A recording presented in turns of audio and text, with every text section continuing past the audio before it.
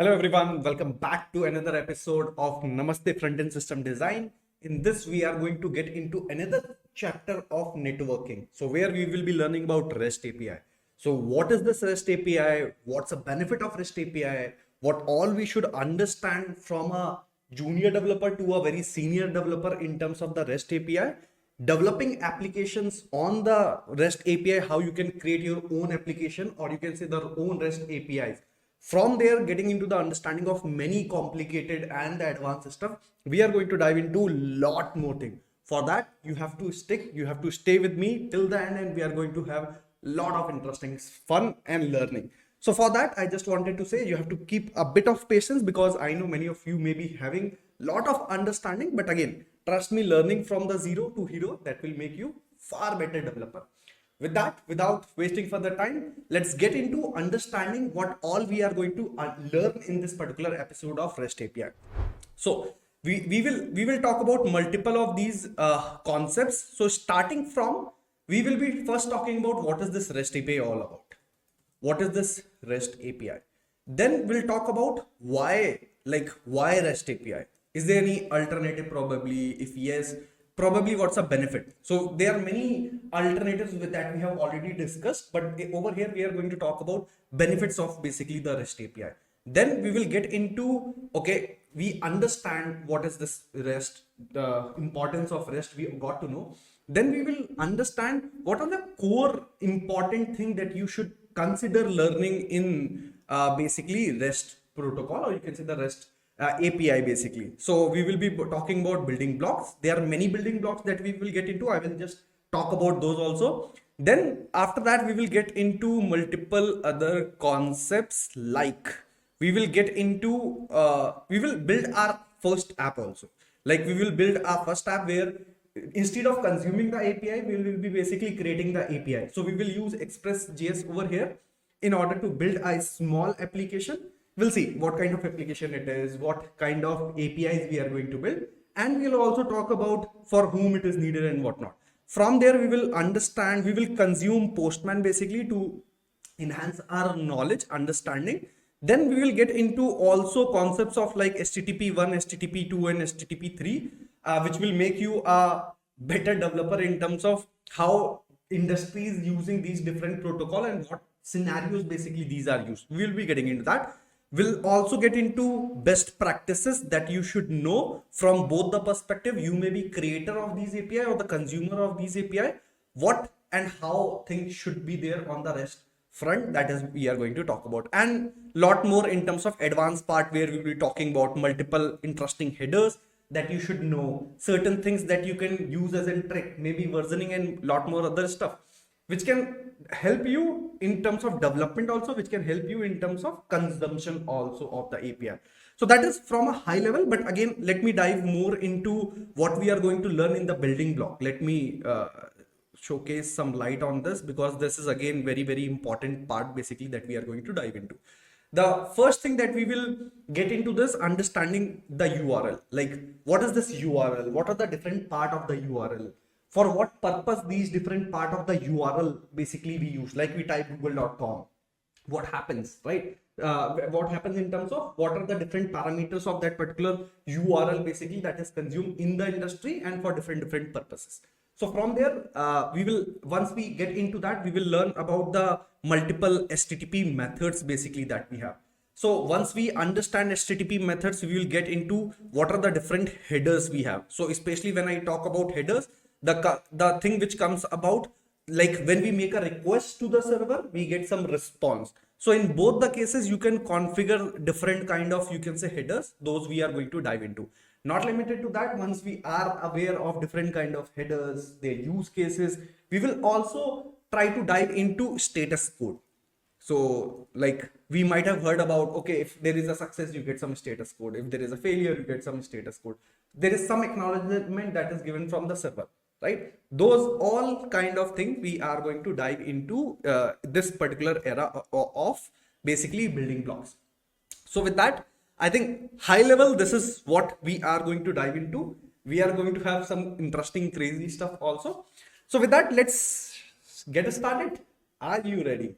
So with that, so first thing first, So what we are going to talk about, before I talk about what is this REST API, let me introduce some character basically in our learning. So the first character basically we are going to have in terms of learning what is this REST and whatnot. First thing we will understand is the overall architecture. So there are different kind of architecture that happens when you try to connect client to server. What is this client, what is server? We have already talked about high level how a web application works, or probably how internet works, that we have talked about. But over here we will try to understand from a system design perspective how things have been evolved over the period of time, what people used to do earlier, what people are doing today, and how people are thinking about scaling their system, how people are thinking about developing things in a fashion that there is very less tightly bonding or coupling basically as much as possible. So with that, let me introduce our first character, which is our Mota Bhai. So basically, Mota Bhai is a person who has a business. Mota Bhai runs a business. So he has a restaurant. So Mota Bhai has a restaurant. So Mota Bhai has a restaurant. So in general, if we talk about any damn restaurant have two major part of restaurant. What are those two major part of restaurant? One is where you actually go and sit. So that is one part. So which is a sitting arrangement. You go sit, have a table, dining table and whatnot. You sit and basically order the food from there. The second part of any of the restaurant is basically a kitchen. So the kitchen basically, if I talk about, is the place where the chefs are basically, and they basically prepare the food. So these are two major part of any of the restaurant. So if I talk about, these are two major part. This is the kitchen. So this is the restaurant, which is the sitting arrangement. If I talk about, this is the basically kitchen part of it, right? So that is what we have in majorly any of the restaurant that we know about.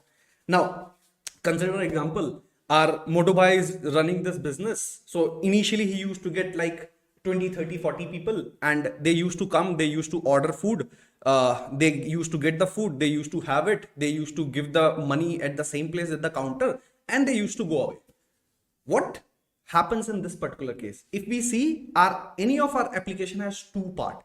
The first part of any of the application that we talked about is called UI, and second part of the application is called the backend, which is, we also call it UI, or you can say we call it front end. So front end is something which is mostly exposed to the people. Like I open google.com, what I see the front end of it. If I open google.com, I'm seeing the front end of it. If I go and open maybe Amazon or flipkart.com, right? So if you see, if I open flipkart.com, what I see is the front end of it. Now there is a backend part which is serving all these images, all these product prices and whatnot, right? Similarly, any of the application basically has the something called front end and backend, similar to the restaurant. But earlier days, where people were used to have one tech stack, one place where their front end and backend used to be developed in one single code base, in one single technology and whatnot. Problem started happening when people wanted to scale. There were different kind of stories that started happening. Lot of people started coming. Mota Bhai also started delivering online, where many orders were coming from the online. So it becomes very difficult for this backend system to basically scale at the same place, and front end basically provide the diversity. So what Mota Bhai decided was, this is not going to grow. Putting everything in the same place, putting in one place, this is not going to grow. What Mota Bhai decided to have something interesting. So Mota Bhai decided to split their front end and back end in such a fashion that these are agnostic of each other, and these are sitting at a two different layer altogether. So what it meant by, Mota Bhai decided, okay, I will have my you can say the front end and the back end at two different places, and these can be developed in two different technology altogether. So Mota Bhai decided, this is going to my front end, this is going to my back end, what we also call a good terminology, which is, this is my client and this is my server. The server is a place from which the request is served, that we already talked in the previous chapter, where we were talking about how internet basically works. So we have covered all those things in terms of the client and the server. Now, so we understand we have this client, we have a server. Now, because these are two different places, these are two different things, someone have to communicate between them. Like someone will take the order from the people who are coming, take to the restaurant, which is the backend basically. From the backend to the chef. Chef once prepares the order, it brings it back. Who takes this responsibility? Someone has to take that. We'll talk about that. Before I jump into that, I will talk about one thing. What is this and what is this kind of architecture basically, which is called? This kind of architecture which we are seeing over here, the first one, this kind of architecture is called one tier architecture. Why it is called one tier architecture? Because in the one place itself you have everything assembled. So you have your front end, you have back end, and you have all your storage kind of information at a one place itself. But this doesn't grow. What people came up with, two tier architecture. The second one is actually two tier architecture. Why this is two tier architecture? Because two tier architecture, because your front end or the client is a separate place and your backend or server is a separate place. It can be built in different technologies, and it can be drastically served differently, right? So now that becomes interesting. What it meant by, consider example, now you may be having your own backend, or probably you may be getting your food prepared from someone else altogether, and you are just leveraging and serving at your own restaurant. That can be done probably. Why not, right? So making this two different part, front end and back end, started making things more scalable. So people came with two tier architecture, that started happening. Now we'll talk about who does this and whatnot. We'll come into that. Similarly, there was use cases where people finally realized, boss, even this is not going to scale in a large picture. Why? Because there are use cases where people wanted to have lot of varieties of food. Example, you wanted to have a restaurant. Mota Bhai wanted to have a restaurant where they wanted to keep Chinese, he wanted to keep like Italian, he wanted to keep North Indian, Punjabi, and lot more different vegan food basically he wanted to keep. Now, all of these need raw materials. All of these raw material need different environment where it can basically can be stored. Like some need cold storage, some need hot storage, some need different temperature, some need to be kept in the water, different kind of stuff. So keeping everything in the kitchen was again complicated. Like, boss, it can't be basically kept in the kitchen, all kind of varieties, all kind of refrigerator and whatnot. With that, again came into the picture where said, no, this is basically not going to scale to the extent we are thinking about, because of the diversity we wanted to have. What basically people came up with, Mota Bhai came up with, I will have a different stuff altogether, which is my storage, and this storage is nothing but in that sense basically it's a kind of a database basically Mota Bhai basically wanted to have. So probably I will keep something like this. So in this case, probably Mota Bhai created a storage where these things can be stored, or you can say this is kind of storage Mota Bhai wanted to have, which we call database in our technical realm. So we have databases, a separate place where all the data has to be stored. It's not necessary to be stored in the same, you can say, server or the backend. And this is how basically things scales over here. Now coming back, what is expected over here?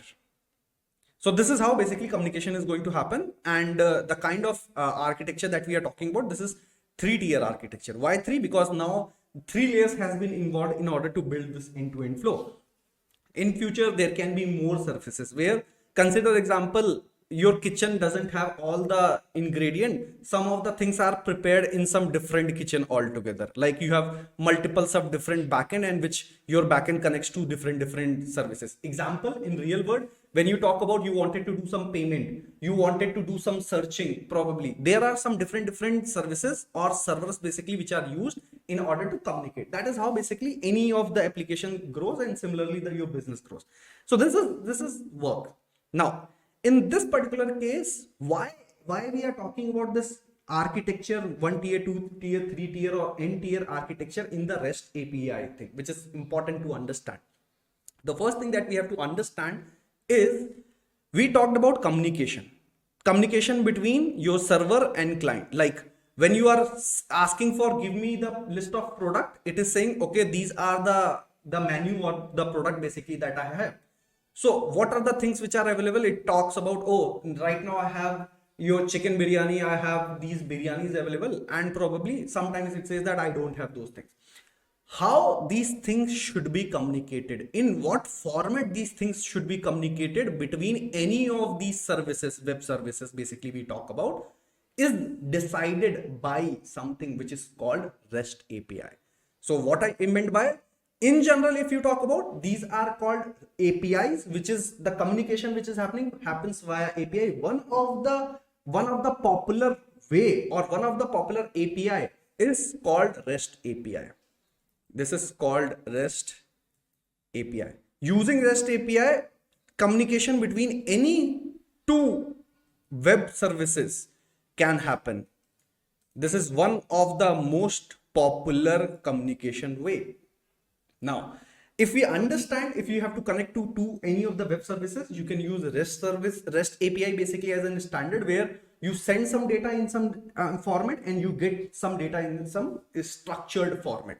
So let's dig deeper into understanding some of the more core tech terminologies which is required. So coming back to REST, what is this REST API? If I talk about, if someone asks what is this REST API, so it has two part, which is, one is REST and second is API. API is in general, which is called application programming interface. So which says that if you have two different programming services and you have to connect between them, or you wanted to talk between them, have a communication between them, what you are going to do, you are going to use this API, which is application programming interface. Our interface which helps you to programming language to talk to each other is something which can be done using API. Now, which is different kind of API basically happens or exists, that we already at high level we have talked about, like GraphQL, gRPC, right, tRPC. They are multiple kind of thing, like SOAP kind of stuff basically that exists. Now REST is one of them. Now what is this REST? REST is your presentational state transfer. Presentational okay, so it's presentational. Okay, so this is your presentational, or I will say it's your representational.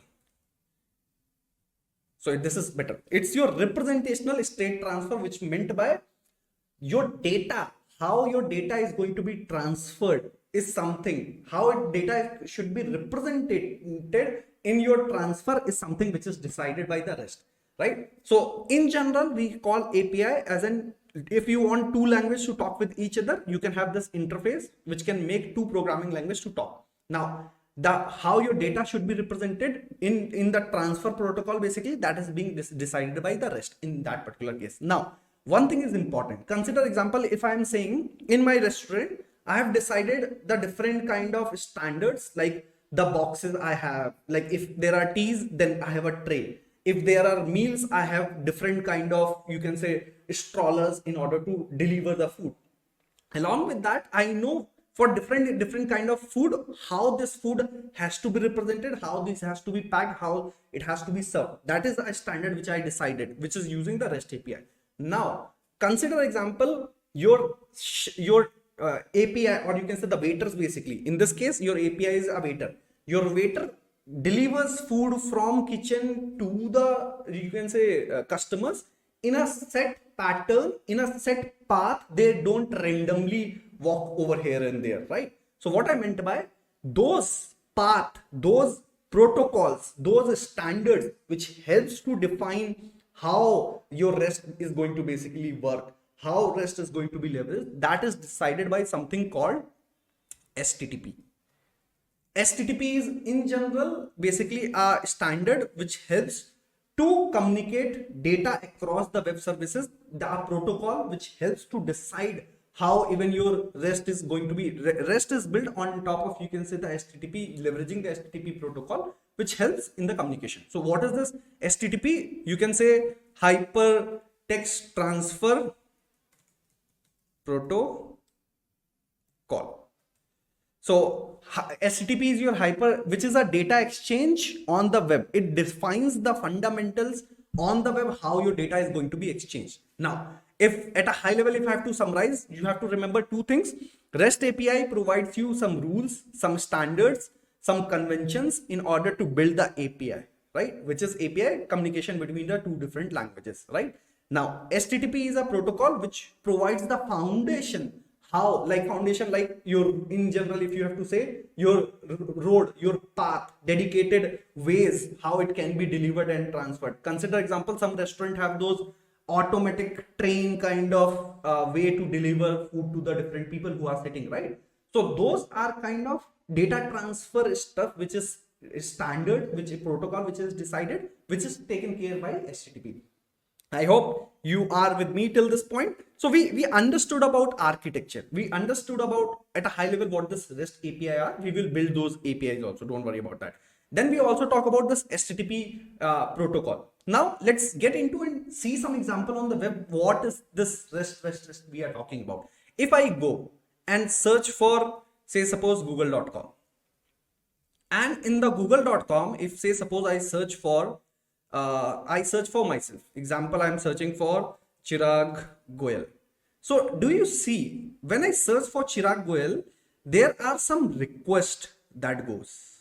There is some request like Chirag space G. So if I search for more, you will see Chirag space Goyal. So this is something which get converted for space into %20. Don't worry about that. We'll get into that. So there is some request, say something, some endpoint which is there. There is this name which I searched, a request went, and finally what you got is the response. If you see, you got in the response, these are the things. So Chirag Goyal, Incred, YouTube, GitHub, Graphy, Enterprise, Private Limited, or whatnot, right? So these are responses that you get. In general, using this REST, which internally, if you talk about, uses the HTTP protocol in order to transfer this data. What happens? You made a request to the server, your server gave something in a response. There are many things that happens out of this. We are going to talk slowly get deeper into all of these. Don't worry. So coming back, we understood about REST, HTTP at a high level, your different kind of architectures that we have. Now it's very important to get into the very important part, which is, okay, we understood this. There is something called REST. REST helps us to communicate between client and server. Any web application basically that we have, or server to server call you have to do, you can use REST, right? In general, any two web services you have to connect, irrespective of which programming language it is built, you can use REST API. Awesome, I understood. Can you help me? What are the different benefit apart from this that we get basically when we talk about REST API? Let's talk about that. Let's try to grill a bit more into that. So if I talk about why, or you can say benefits of REST, which is very important. So in this particular case, let's drill into some of the benefit probably. So the first benefit that I will personally like emphasize on, which is the simplicity and ease of use, guys. Trust me, if you are already a developer, you see how easy it becomes when you have to communicate between client to server, or to server, or you have to use many different server call, API call. One is for payment, second is for this and that, from different server altogether. You can communicate with them in a very easy go, right? That is what basically happens when we talk about the REST API. The ease of use is something, one of the biggest factor, where if you have to leverage, say suppose on the client you use fetch API. If you have to use on the server, you can use Axios kind of thing, or on the client also you can use Axios kind of library, or you can use request kind of library. All of these basically you can leverage.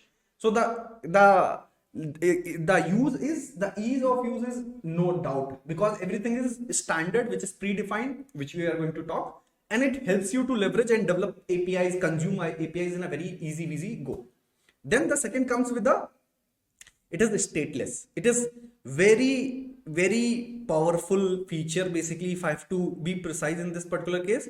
Why this is powerful? Because when we say stateless, what it meant by, so consider in the same restaurant, when a waiter goes and orders some food, maybe you are looking for a Manchurian or you are looking for a noodles.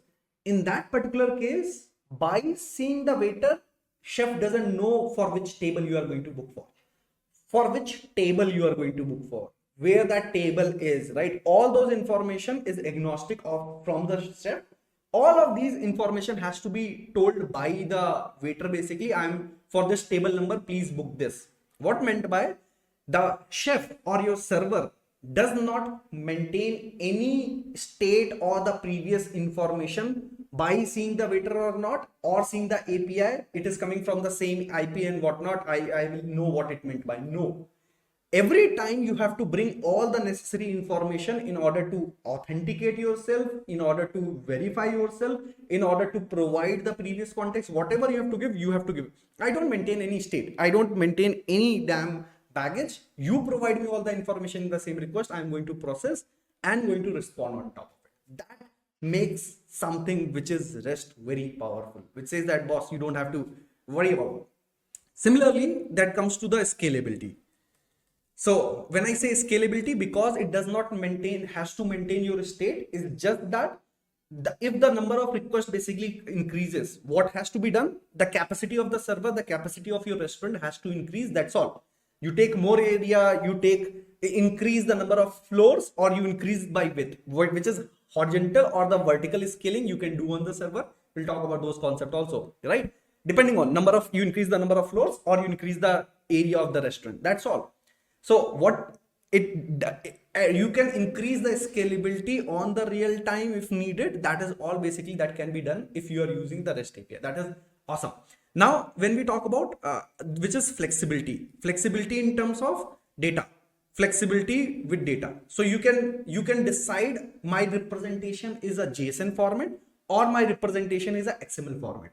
When we say JSON format, if you are not aware, just go and look for, which is curly braces like your JavaScript object. When you talk about XML, like you have seen HTML kind of representation. Similarly, in order to data transfer, earlier people used to use XML a lot. And nowadays also people working on Java application, there are many places where XML is still popular and being used in multiple places. So multiple of these data formats are basically leveraged. Now, coming to the other thing, which is your uniform interface. When I say uniform interface, it provides very straightforward way to identify the URLs and reading information from URL, which we are going to dive into. Like, what is my domain? What is my path? What is my query? What is how do I get hashes from that? Everything is predefined, set. You don't have to derive anything. It's just that if you say I am following URI, then you don't have to define anything because this is the HTTP standard which is already given and you are leveraging on top of it. So URL or URI is basically which is known and people leverage it. So REST actually works on top of it. It also follows the same standard and your job is sorted. Now, the other thing basically which is important is caching. What it meant by. First time I went to you and I asked, boss, give me the menu card. So you got the menu card. You know your menu card is not going to change often, right? What do? You are going to store that menu card so that you don't have to request next time. Example, you request for the state list or the number of countries basically that we have in the world. It's not going to change in a day or so, probably, right? So you can cache those information so that you don't have to request that information from the different server, or you can say the any of these, you can say the backend stuff, right? So these things can be cached out of box on the network layer using something called REST, right? So, or you can say there are HTTP protocols which helps to basically leverage this REST to cache stuff on top of it by doing some tweaking on the network layer on the client side, or sometimes on the server, which says that yes, you can cache this request so that you don't have to come to me every time whenever required. So that kind of out of box support is basically provided by especially the browser. If I have to talk about, it helps out of box caching basically by tweaking some parameter that we are going to talk. Now, if that makes sense, then obviously we talked about REST, using REST, or you can say the API method altogether. It helped in separation of concern. When we say separation of concerns, which is you front end is independent of backend. Your backend can be developed on Java. Your front end can still be developed on JavaScript, Angular, React, whatever you wanted to build. Your backend can be on Ruby on Rails. Your backend can be on PHP or any technology you wanted to use, and your front end can be different. Now you can choose both of them to be same, like Java and backend also Java. that is agnostic and it is separate, right? So you don't have to hindrance and have a dependency on each other directly. Now, as we talked about, the other thing which is interoperability, where uh, now the consumer and the producer, which is the who's providing the API and the who is basically consuming the API, may not to be in the same language, right? So which is language agnostic, I can say. So when you are building APIs, you don't have to think about your consumer is basically using which APIs and whatnot. It is language agnostic altogether. So you leverage those things out of box. Then your testing is basically very easy. So you have to test if the APIs that you have created is actually can be is stable. Those kind of thing basically you can leverage very easily, very efficiently over here. Then we also talk about security. Out of box, it provides lot of authentic HTTPS. Like you can use HTTPS, you can use different headers, which is the authentication headers basically, which are there, which can help you to provide out of box, you can say, better authentication. And some of the authentication you can always write, customize, chip in to do a lot of interesting things. All of those benefit basically you get in the REST using definitely a lot of things are inherited from in general HTTP protocol altogether. This makes something a REST more powerful. This makes next to the REST to the next level. So with that, let's quickly peep into some of the APIs that we talked about. Like one of the popular source, basically, this is the source where you can go, which is called dummyjson.com, where for different use cases, for different purposes, you will get a dummy APIs. Like you wanted to get dummy APIs for to-dos, you wanted to get dummy APIs for product, cart, users, right? General post, comments, you can get those, you can experiment, you can try those also. So one of them, like I'm copying this, if I go to new tab, you see I requested the to-dos, I get the list of to-dos basically from here, right? So I got the data in the JSON format from this. We'll talk about the data format and all sort of thing. Don't worry. This is one of the API. And anything that you see on any of the web application, the communication which is happening using the API. Most popular is the REST API, which most of the application still uses. There are other which we are going to talk about. Great. So we understood the fundamentals of REST basic, or I will say the benefit. So what is the REST? And what are the benefit, why we have to leverage it. Now it's time to learn and get deeper into those building blocks. With that, let's get started. Let's get deeper into building blocks of basically REST, or most of these are basically the fundamental that we get from the HTTP. Now, so we are going to take all of these building blocks. Let me pick these building block and then we'll talk about that. Okay, so over here what we have, all these building block. Let me remove few of the stuff that is not needed. So in this particular case, what we talked about, we have some URL, there is some request response, there is a method, there is some header, there is some status code which is involved in order to complete the fundamentals of, you can say, the REST concept. Okay, so we have understood one thing, which is when you have a client and you have a server, there is an interaction that happens between the client and server, which is via a API, and that API can be REST, it can be multiple things. What we call it in general term. So if this is my client and this is my server, what I'm doing precisely, I'm making a request and I'm getting a response. I'm making a request and I'm getting a response. So this is how basically things are working on the end-to-end perspective.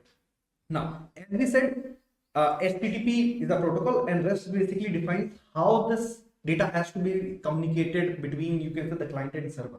So there should be some structure of this request and there should be some structure of the response, basically how your request will look like and how your response will basically look like. Let's quickly dive into that.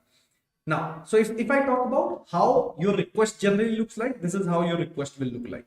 So let me expand this. Okay. So in this particular case, for any request that goes, so this is precisely a request. This is a request. For any request that goes from client to server or server to server any request is made, there is something called which is called request line. What does request HTTP request line means? It talks about the methods which we will get into. It talks about on what URL you are trying to hit, on what path you are trying to hit, what is the protocol schema basically you are using. You are using HTTP 1, 2, 3, and you have certain headers. What are these headers? These are HTTP headers. These headers basically define a lot of properties and behavior of the request, basically for authentication, for a lot of user agent, lot of interesting things basically that goes inside this header that we will talk in detail. And the final thing, basically the third part, is the body. Do you wanted to send something when you are requesting? There are multiple places we can send it. We can send something in the URL, we can send something in the body. We have different use cases, what need to be sent in the body and what need to be sent in the URL, that we'll also discuss. So these are three part of any request that goes. Any request that goes from one web service to the other web service, this is one important part. So now similarly, when we talk about, we made a request, there will be response that will come into the picture. Like server will respond with something. How server is going to respond is something which is decided by this. Let me quickly expand this. Okay. So your server is going to actually respond with three things again. Instead of request line, what it says that I am going to give you HTTP response. The HTTP basically response status line, which I will talk about which protocol basically is used.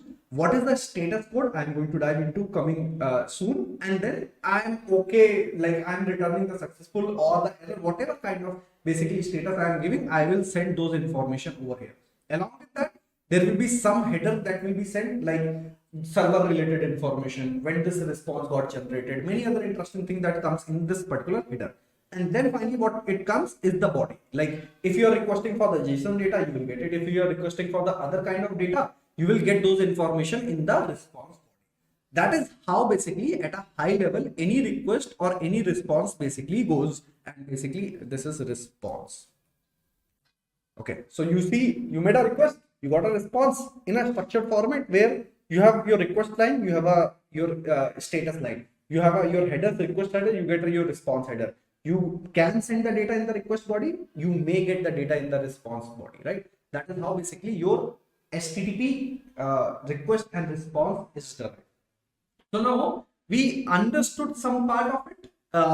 We are going to dive into each and every part of it, which is what is this URL, what are these methods are, what are these different headers, which is request and response header, for what purpose basically these are used.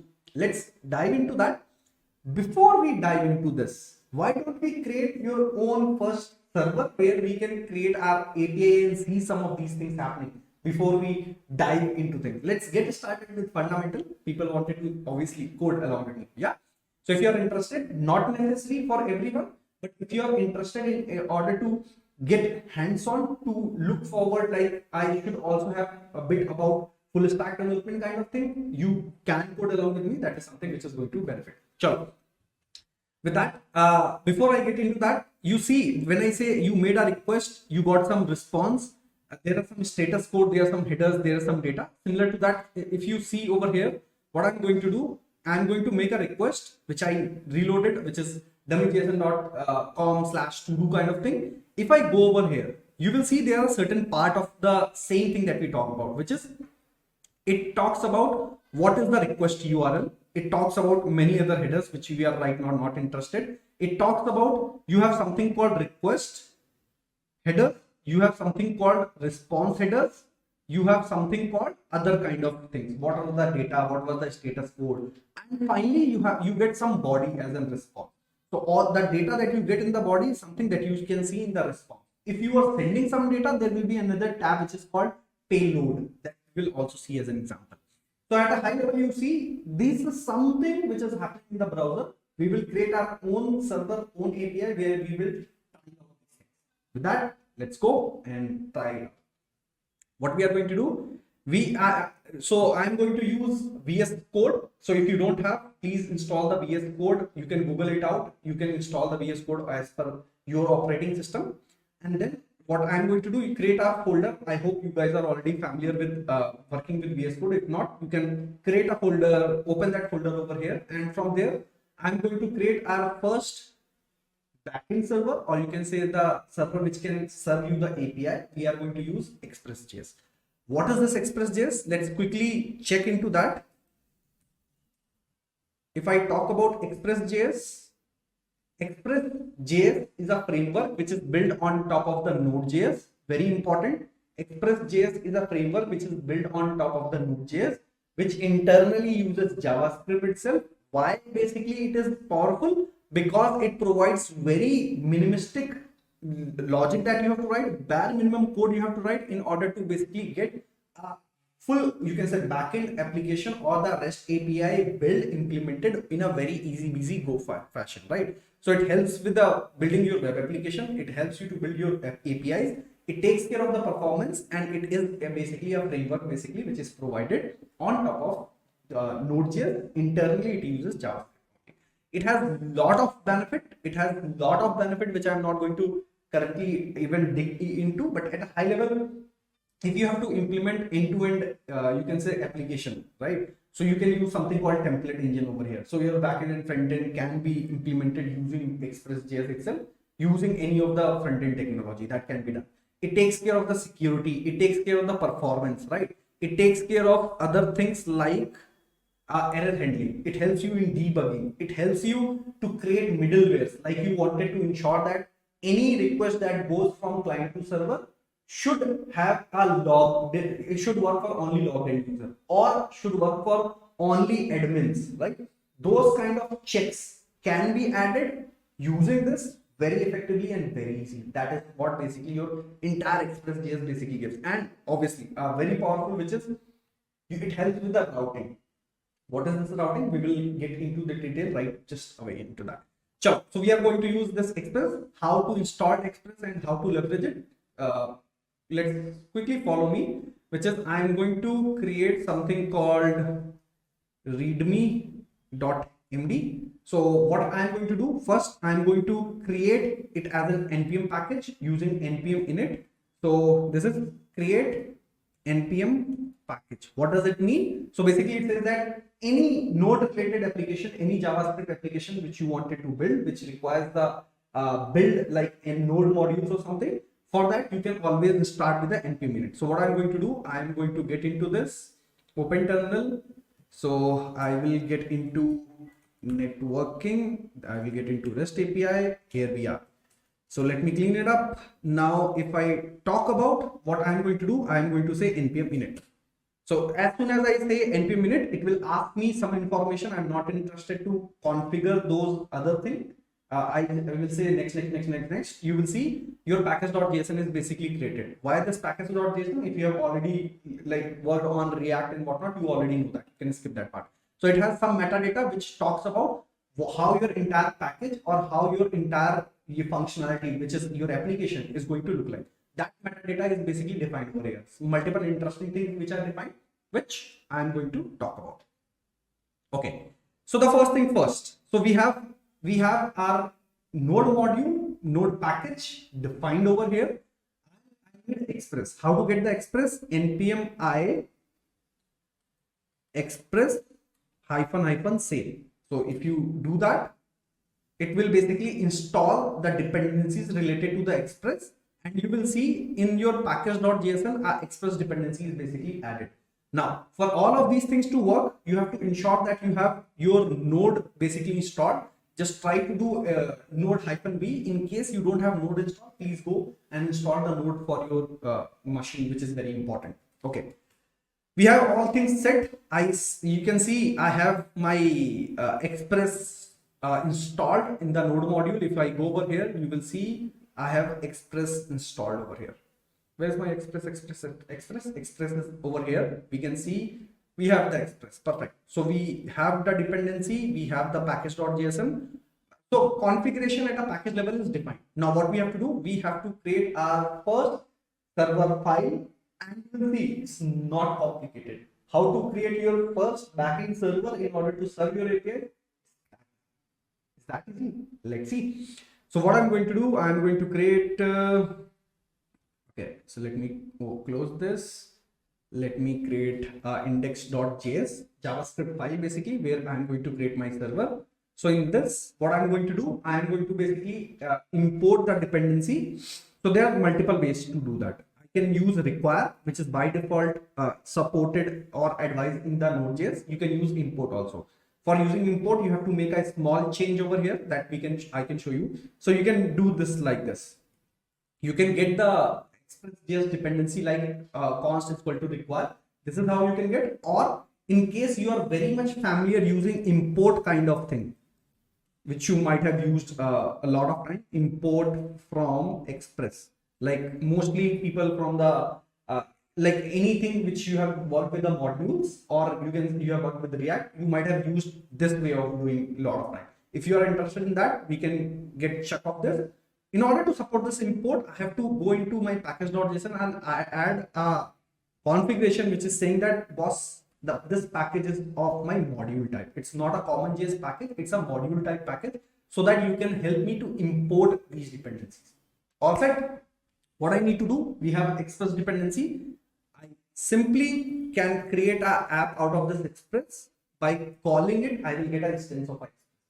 Once you get an instance of Express, what you need to basically do over here, I need to simply say, boss, using this app, please listen to our server and start the server. So I'm going to say, listen to a port, a constant, please start server. Once you start it, you do a console.log and simply say console.log, and simply you can configure and say server is running at port, maybe I can say 5111. This is my port basically I'm going to leverage. So 5111 is a port which we are going to start with, or probably I can set that port as a variable and leverage it at multiple places. Const port is equal to this. So this is a port basically on which our server is going to start. So like whenever you start your server, you either see the domain name, or in your local development you see the IP and basically your port. That is what basically it is going to start on. Awesome. So if that's the case, let's see. And before I even start my server, I wanted to convey one important thing over here, which is whenever you might have seen any of these, so what do you do with this server? You created a server which is our Express server, which is Node.js server basically. Out of this server, what you are going to do? You know a URL which is localhost colon 5,111. You can make a request.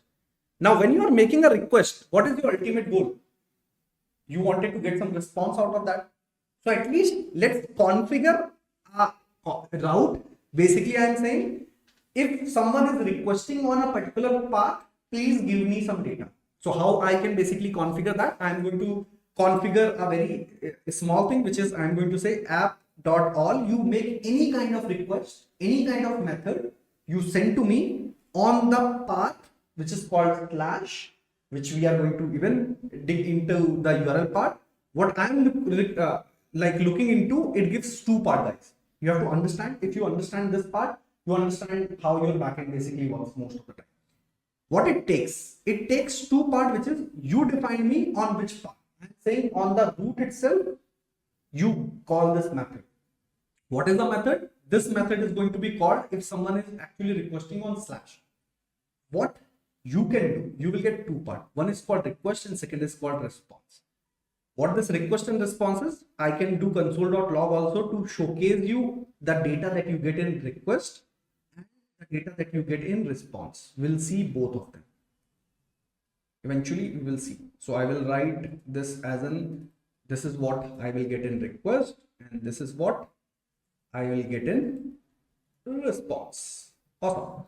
Now, what need to be done? First of all, a very simple thing. If someone is asking me, maybe giving some data in the API or not giving an API, I just wanted to say, hello, right? Only that text basically I wanted to maybe send, or any data. I am ready. That is kind of message I wanted to convey. How can I convey it? Remember, anything which is coming from client to server will be part of this particular request. Anything that you have to send from server to client, that information is inside your response. Now we got the request. What it's time to send the response. If you have to send the response, the necessary information will be available inside the response. Shall we leverage it? What I can say? I can simply say, boss, send the data back saying that I am up. That is what I wanted to communicate to my client. That is all I wanted to do in this particular case. You send me any damn request on a path which is root, which is slash. I am going to execute this callback, which has two parts. I can grab all the information about the request using request, all the information about the response using this. Right now I'm leveraging because I have to send information which is a plain text. I am up, just up, right? That is what you can use a method which is called send, which is provided out of box using this response. All set. Now, what we are going to do, we have this information. I am going to quickly leverage. I am going to make this application up. Make this Express application up. How do I make my Express application up? Using a simple funda, which is I will go over here in the package.json. How do you start? How do you run any of your node file using simple? So you can simply say node space, give the path to the file. Now the path to the file is index.js, which is in the same path. I'm going to give index.js. That is the file which I want to run. And I wanted to give the alias, how I wanted to run. Maybe I wanted to say start.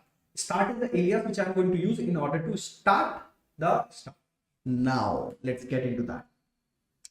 What I'm going to say, we have saved this file. I'm going to simply say npm run start.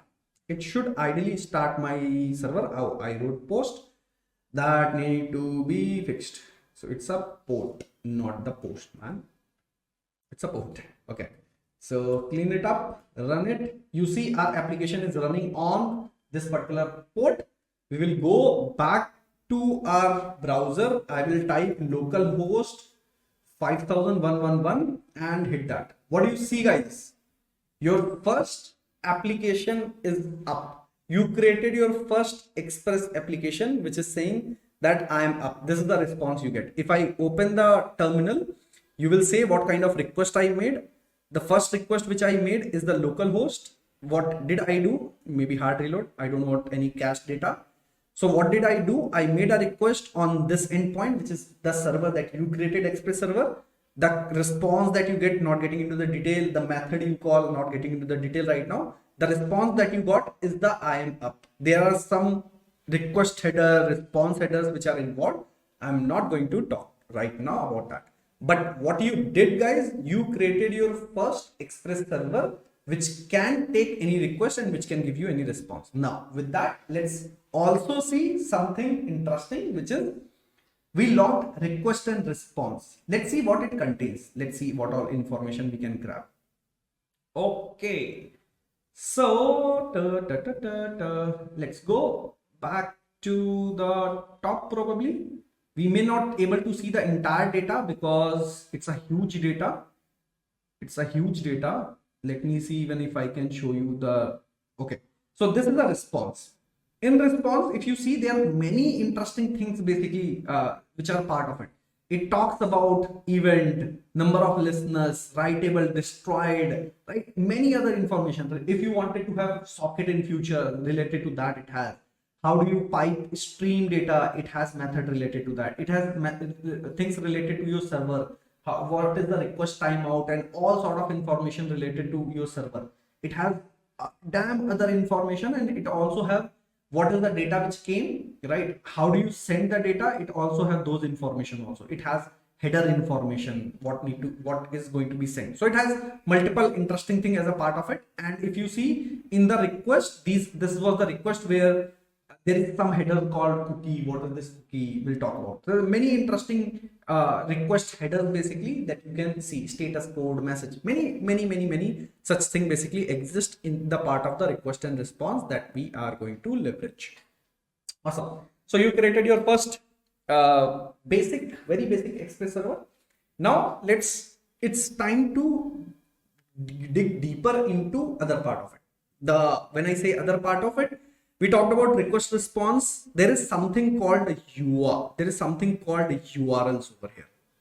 Like in general, you have to have a very good understanding of what are these URLs, how to leverage this URL, what are the different part of URL, why these different parts do exist, and where to leverage those different parts.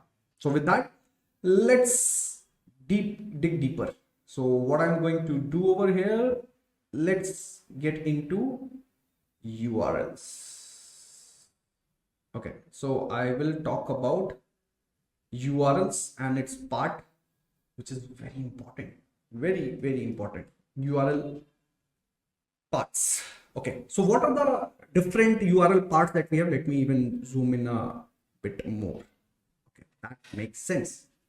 Okay, so what is this different URL parts that we are seeing over here? What is this URL?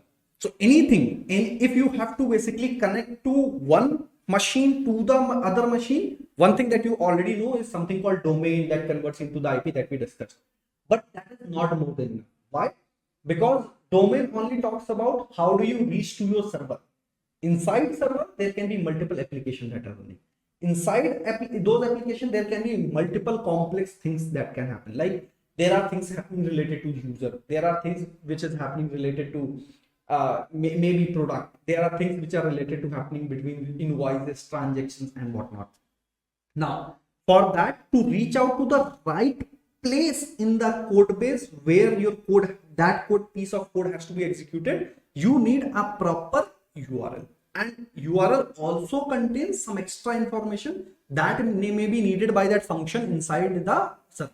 So like we talked about this is the path where you have to reach inside the server, which is running on localhost 500111, and this method has to be executed.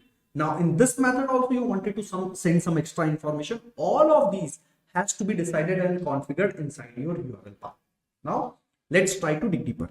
Few parts which is very important. There is something called schema. What is this schema all about? Schema says either I'm HTTP or HTTPS. HTTPS is used for the secured connection. Secured networking between one web service to the other web service is used by HTTPS. Now there is in our case you may be seeing the server which we created is HTTP.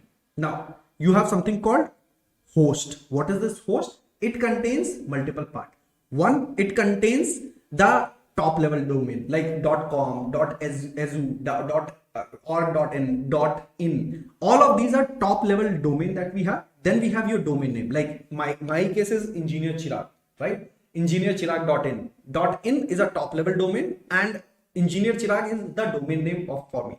And then you have something called subdomain, which is called www. It can be basically any other thing. Like if you talk about Namaste dev, right? So it can have any like alias basically or subdomain basically. In starting it can be www, it can be teach, it can be course.engineerchirag or namastedev.com. It can be any of such thing. That is one part. We call it host. Host contains all the information in order to reach to the right server. That's all. You reach to the server. Once you reach to the server, you have to dig deeper into the server. How do you dig deeper into the server? You dig deeper into the server using something called path. You reach to the right place in the code which need to be executed is decided by this path. You also call something called route. Now, these can be a physical folder structure on the server or it can be some dynamic configuration. We'll see. What it meant by there can be folder which is called forum. Inside forum there can be another folder which is called question, and there can be a way to reach out to that in order to do that.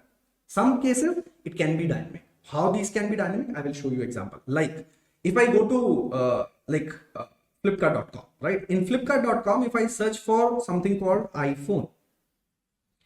Now in iPhone, if you see what we have till now, what we have flipkart.com, this is my host. If you see, this is my schema that we talked about, and this is the path which is /search. This is the path basically that we talked about. Rest we will talk about. Now this search can be a physical folder. This can be dynamic path on the server. Most of the time it is dynamic. Example, if I click on any of these product, in that particular case, if you see these product are nothing. It contains something called Apple iPhone 12 black 64 GB. This doesn't exist as a folder altogether.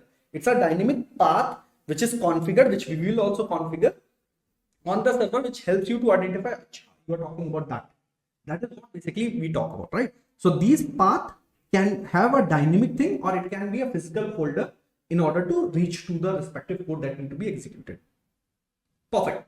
Now we understood about the path also. Now this particular piece is used in order to reach to the right place in your server where the code or the function has to be executed. That is basically all about reaching to the right function that need to be executed. Along with that, you wanted to pass some information.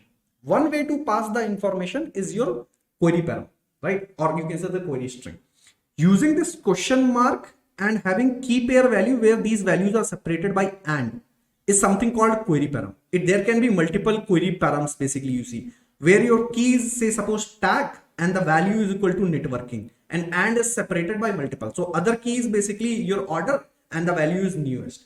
So your query string can contain multiple key pair values like in JSON. It's just that it is separated by and values are assigned using equality. So this is how basically your query strings are defined and all of them are separated by question mark. So if you go back in the Flipkart also, if you see, you have some query parameter over here which is defined like what is the PPID, which is in this case the product ID, which is the listing ID, which is LLID, what is the marketplace basically in this particular case, right? So which is Flipkart, or you are using grocery, right, which is other you can say marketplace. Those kind of information basically are passed over here. So this is called your query param. Using query param, you are passing some extra information to the server. When the function execute on the server, it takes this information and leverages that information. Perfect. So this is very, very important. Now there is one of the thing which is used a lot on the front end, which is called fragment, or you can say the hash. People who are from the Angular background, you might have seen this hash a lot for even for the routing purpose. Now there is one interesting thing. These hashes are used for multiple purpose. One is to store some extra information in the URL so that when I share this URL, this extra information can be shared to your different folks. One of the use cases, if you have scrolled to a certain section in your document, you wanted to share the exact path to that particular document or the page so that your friend lands to that particular exact section in a huge, you can say, web page. You can generate some IDs, link those IDs with this hash, and you can get your job done. That is one benefit that you get. And hash can be leveraged for any number of different purposes. One important thing to please note it down. In this entire URL, this is one part, which is your hash, which is not sent from client to server. Your server do not receive this hash. People who are using hash router in React or Angular, probably they may be knowing you were facing some challenges where when you are using the hash router, your routing basically does not work in the way you expected, and if you are having some telemetry monitoring kind of thing on the server, you are not getting the full path on which user are requesting. You are getting only the domain name, not the exact path, because of this hash. Hash do not go from client to server. Please note, very important, and it is very powerful for many advanced things that we will discuss going ahead in the system design series, right? So we have just started, guys, right? Cool. So we talked about different parts of basically of HTTP request basically that we made, and we talked about schema, domain, subdomain, host, subdirectory, path, query parameter, and fragments. So these are some of the important things that you should know, you should remember. There are some good practices, there are some bad practices, everything that I'm going to talk about, but this is the part that you should know. Now, if I talk about, consider example, if I am saying, boss, I'm going to create, suppose we are going to create our to-do application. So we have something called to-do application that need to be developed. Now, in this to-do application, if I have to ask you, help me to define a path through which you can access the to-dos. What is the path that will come? You have the domain and whatnot. Example, in our case, it is http://localhost:5111. It's okay. That is the one part. It can change from one machine to the other machine. The interesting part is the second part that I'm going to talk about is what is this path basically? Or let me change it back. So the path basically I'm talking about, maybe I will write something called to-dos. Or if I'm looking for APIs that I'm building, the right or the better way to say configure it, anything which is an API should start with slash API as a good practice probably, slash API slash to-dos. To-dos is a path on my server which we will define and say that if someone requests on this, what need to be sent can be configured. That is one path basically we are configuring on which we need some information related to to-dos. Consider we have other stuff also. We have user related information. If I need to talk related to user related information, in that case I will configure a different path which is slash users, which is going to help me to target users and basically work on the user section, right? That is what basically you can define your different use cases and different path, which is very important. Defining a right and better naming convention paths are always important. Great. We understood about the URL part basically, which was very important.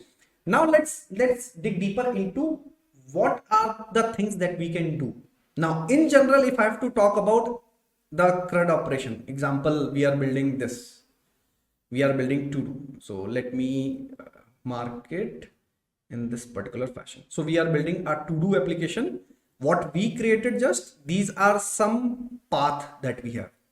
So you can have user related path, you can have other related path. So I've created a path. So in this case, one path which I'm interested in, to-dos. Now, what are the other things that you need, guys? What all you can do in a to-do? Just think about it, right?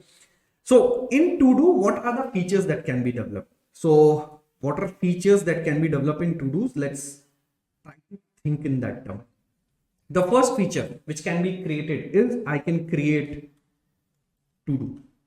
The other feature which can be created over here, right, is something which I can edit to do. Other thing which I can do is view to do. Any of the to do basically I wanted to view, I can do that. Other kind of feature which basically I can do is delete to do, right? If I have to structure it and if I have to basically say what we are doing over here is nothing, we are basically doing a very simple thing which is called, or maybe if I have to rephrase it, this is something which is called, let me reorder it, that makes more sense, which is what I will do, I will just shift this part over here. So what we are doing ultimately, if you have to see, the first part is something I am reading, or I will talk about in this part. The first part which I am doing is something called I'm doing a create. In second part, I am reading some information. In third part, what I'm doing, I'm updating some information, which is edit. Edit is equivalent to updating some information. And the last part, basically, which is called I am deleting some information, which is I am deleting some information over here, which is delete. What do? You created some information, you read that information, you updated that information, and you deleted. Ultimately, if you see from that, what you got generated is something called CRUD, what we call in you can say any of the REST or any of the API thing, we call in general this thing as an CRUD. What you did is a CRUD operation. What you did is a CRUD. You created something, you are able to read it, you are able to update, and you are able to delete. That is a CRUD operation. Basically, in general, if you are able to perform these things in any application, almost you can do any major stuff. So CRUD is something which is very important. So to leverage that. Now we talked about CRUD. We talked about these are the operations that can be done. Now, in order to do these operations, you need to tell to the server that I am coming to create something, that I am coming to read a to do, I am coming to update a to do, or I am coming to delete a to do. That is something which we have to structure, and that is something which we have to define. How do we do it? And what we do it, we have to understand there is one thing which helps you to achieve this in the right fashion and the right way, that is called method. What we have something called methods. What are the different methods that we have which will help us to achieve this? The first method that we talked about is something called, for any of the creation, is called post. When I'm making a request, if you notice when we were actually talking about request and response, there is something called in the starting, which is called what is the method that you are basically hitting for? What's your purpose? So in our case, the purpose is I wanted to create something. How do you create? By sending a method which is called post. I wanted to read something. For that, you call something called get. I wanted to update something. For that, you basically do a put request. So it has two versions of that. I will quickly talk on that. First is put and second is patch. What it meant by, if I have to send the entire information in order to update something. Example, you have a profile. Your profile have 4-5 fields. You have your first name, last name, email ID, phone number, and some other information. Now, if I say I wanted to update my name, and server is asking, give me entire data that you wanted to update. That is called put. When I say I wanted to update my first name, server says, give me just first name. I will ensure that in your entire information that is already there on the server, I am going to fit this particular updated name and update in the existing. That is basically your patch method basically works. And finally, when we talk about, there is something called delete. We have something called delete. Now, if I have to basically quickly summarize, you have method like post, which is to create, get in order to read any information, put or patch to update information, and delete is something basically for deleting any of the record that you have. This is at a high level basically that we have. Now, there are some other methods also which I am going to quickly, or even when we discuss, I will talk about. The first other method that we have is something called head, where I don't wanted to perform any operation. I just wanted to know some information, some headers basically. What are the headers that you will be sending in a response? I just want those information. I don't need to give you data, asking you to give me data. I just wanted to go and check, boss, if I make a request, what kind of header you are going to give. That is all basically you get in this particular thing, which is in order to, what is the one major purpose? You wanted to see if some headers are modified on the server or not in order to validate that. Just making that head call, blind call, in order to verify if the header modification or tinkering is happening on the server or not. The second thing is called options. What is this option used for? Option is used for the security purpose, which is if I'm making a request from abc.com to another domain which is called def.com. Example, I am google.com, I am making a request to facebook.com. Before I make a request, your browser will understand what you are on a different domain and you are making a request to a different domain. There may be some security concern. You may be trying to hack or steal the information from another server. What it will do, it will first, before making the actual request, it will make an option request. It will go to the server and ask, server, can I grab this information or can I allow this particular google.com to even make a call to the facebook.com. Now, facebook.com will have some security, some cost and whatnot configured, which will be a different topic. It will basically send you back saying that yes, you are allowed or you are not allowed based on this particular stuff. Now, you have this option which is used primarily for the auth, or you can say for the use security purpose in order for the cross domain. Now, the other part is basically which is called connect. So this connect is basically used to establish the connection between the resources so that the next time a request is made, it is faster. Like you load something, you know, I am going to make requests to different services going forward after some user action. You wanted to remove or get rid of that extra hop, which is the handshake that we do from client to server. Using this connect, you can actually establish that connection. That is very, you can say important, and it can help you, right? Now, there is one more method which is very much, I will say, important, which is used for trace purpose. So let me, okay, this is used for majorly for trace purpose. Let me pull that up. You have something called head option. You have basically connect we talked about, and basically we talked about our tracing purpose.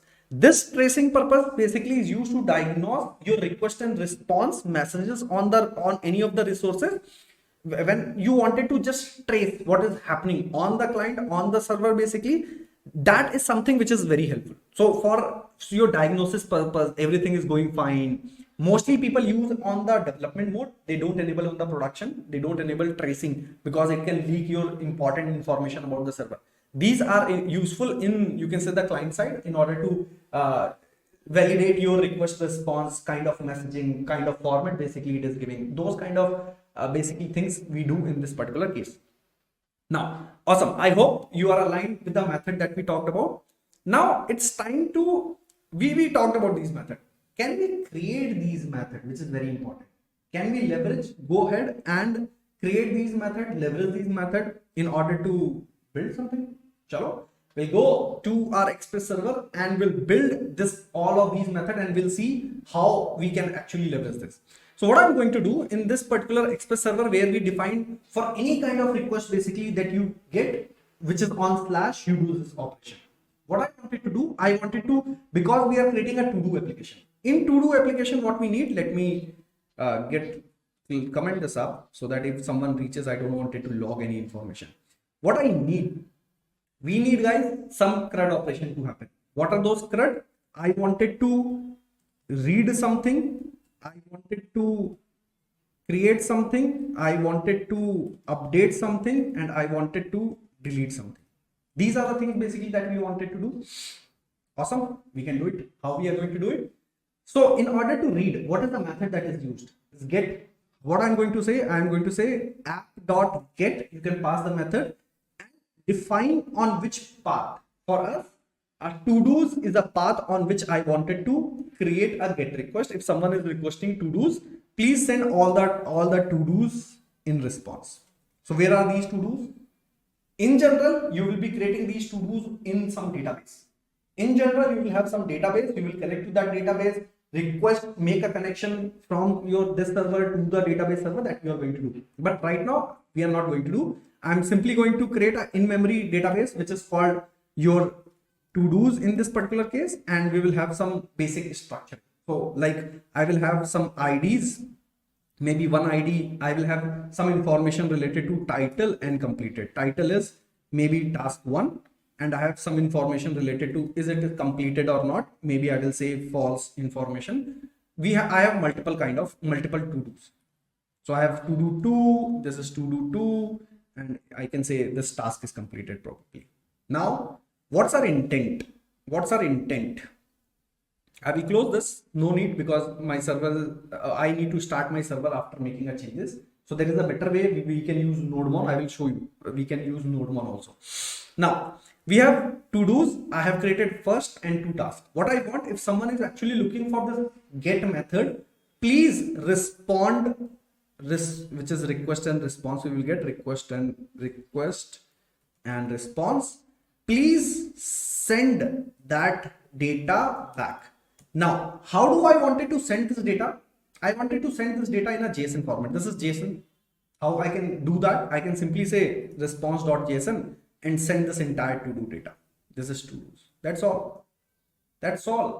Let's do that. I am going to stop my server and start my server back. So let me go back to this and let's go to to-dos /to-dos. Do you see? We got the 2 to-dos that we have created. That's all, guys. That's all. How do you access the data? In the constant that I have stored, this will be some API call to the database connection. That is all. You write a normal DBMS or any of the NoSQL query to get the data from the database, and this is how you send the data back. That's all. You get your ID, 2 IDs, 2 data back, and this is what you got back as an get all data. Now, in this particular case, we wanted to extend this information. Before I extend, maybe every time I have to close this, open this, because Node doesn't automatically identify the changes. What I can do, I can simply do npm I nodemon --save. This will keep on tracking our changes and automatically keep on running the application. So what I have to do, once I've installed it, go to package.json. Inside this, instead of running it using Node, use Node. What we installed the NodeMon. So we are going to use NodeMon instead of Node. So that is what Node monitoring. So that is what we have. So I'm going to do again npm run start. This will start our NodeMon on this particular port, and I don't have to kill it, again start it. I don't have to do anything. Now coming back to our server, what is the next thing that I wanted to do? I wanted to create a information, right? I wanted to create a information so that if someone user is sending me a new data, if you have a form on the UI, from there you are making a fetch request in order to send the data. How I am going to leverage it over here? I am going to get the data using app.post. I'm going to get the data. I am going to have the same endpoint, which is to-dos. On this same to-do, I am going to get a request and response basically. And we are going to have some logic over here. Now, what is that logic? We have to understand. /to. The logic over here, which is needed, client is going to give me a data. Example, if I talk about, go into the to-dos dummy API that we have. Where is that? So this is to-dos dummy API. So example, this is the get request. It will give you data. Where is create data? So this is add a new to-do. When you add a new to-do, ultimately what you wanted to send some data also. In this case, it was sending to-do completed, user ID and whatnot. In our case, I need some ID, some completed, some information has to be shared from client to the server. Client will, the form, user entered form will give the data. If that data basically has to come on the server, how can I get that? I can say probably new to do is something that data is always sent in the body.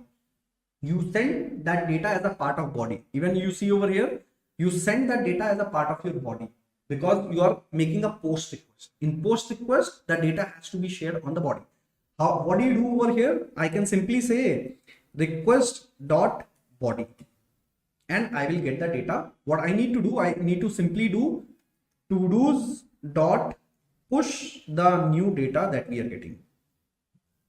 Because it is my in-memory JavaScript code which I am writing. This is a to-dos, new data I'm getting, just pushing that data. What I will do in response.json, I can send back, or I can send back a detailed message. I can say the status saying that success, or I can simply return a message saying that new to-do added. I can send any information. So I am going to send this information back from server to the client. That is what we are going to do. Now, there is one problem. There is one problem in this particular code that we have written. That problem is basically, what is this request.body? Will I get this data like request.body directly? So we have to understand one thing, guys. A very important thing that we have to understand.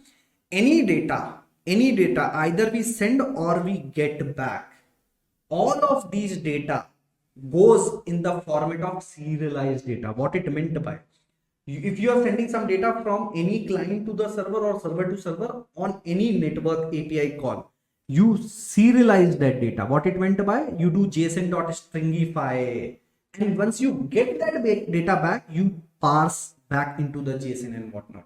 What it meant by, on the wire, when you do this client server communication, on the wire, the data which flows over here in both the direction is a serialized stringified data, which is very important. That you have to understand. What it meant by, if you are getting some serialized data, you have to parse it like you get on client. Similarly, when you receive on the server, you have to parse it. And how do you parse it? Basically, you use something on the server. In case of Express, a very simple thing that we use is something called body parser. So what I'm going to do, I'm going to install the body parser. So I'm going to simply say npm I body parser save. So it is just installed my body parser. I will start my server back, close this up, coming back. What need to be done? One, you can always get this data body, parse it over here. Express helps you in a very simple fashion. It says that, boss, you can use at a central place itself. For every request, I will parse it. You don't have to take care of each and every request. What you can do, I can simply say import body parser from body parser. Now you can use this body parser basically as a middleware in a sense. Any request that goes to any of the route that we have created, which is to-dos and whatnot, it will first execute this. So I can simply say app.use. Please use the body. So I'm going to say body parser.json. Please parse any of the request, any of the body in any of the request which is coming using body.parser.json. You are able to parse it. Awesome. Now we are all set to basically create this data and whatnot. Let's see if actually that really works. How we are going to test it, guys? We have to understand one simple thing, which is when we were using browser, the request that we are making is always a get request in that format. Now you have to make a post request, you have to send some data. You can't send the data like this. Either you go into console, you make a fetch call, you go into terminal, you make a curl call. You have to go to some client from where you can actually do that. What is that client and how we can leverage it? Let me quickly introduce that. So you have something called very powerful, which is called Postman. So Postman, you can install this extension of Postman going into the marketplace, search for Postman. Search for this Postman, you will be able to install this Postman. So once you install it, it will actually ask you to log in and connect to your Gmail account and whatnot. You just go and log in it. Now what I'm going to do over here, I'm going to maybe create a collection over here. I will create a collection.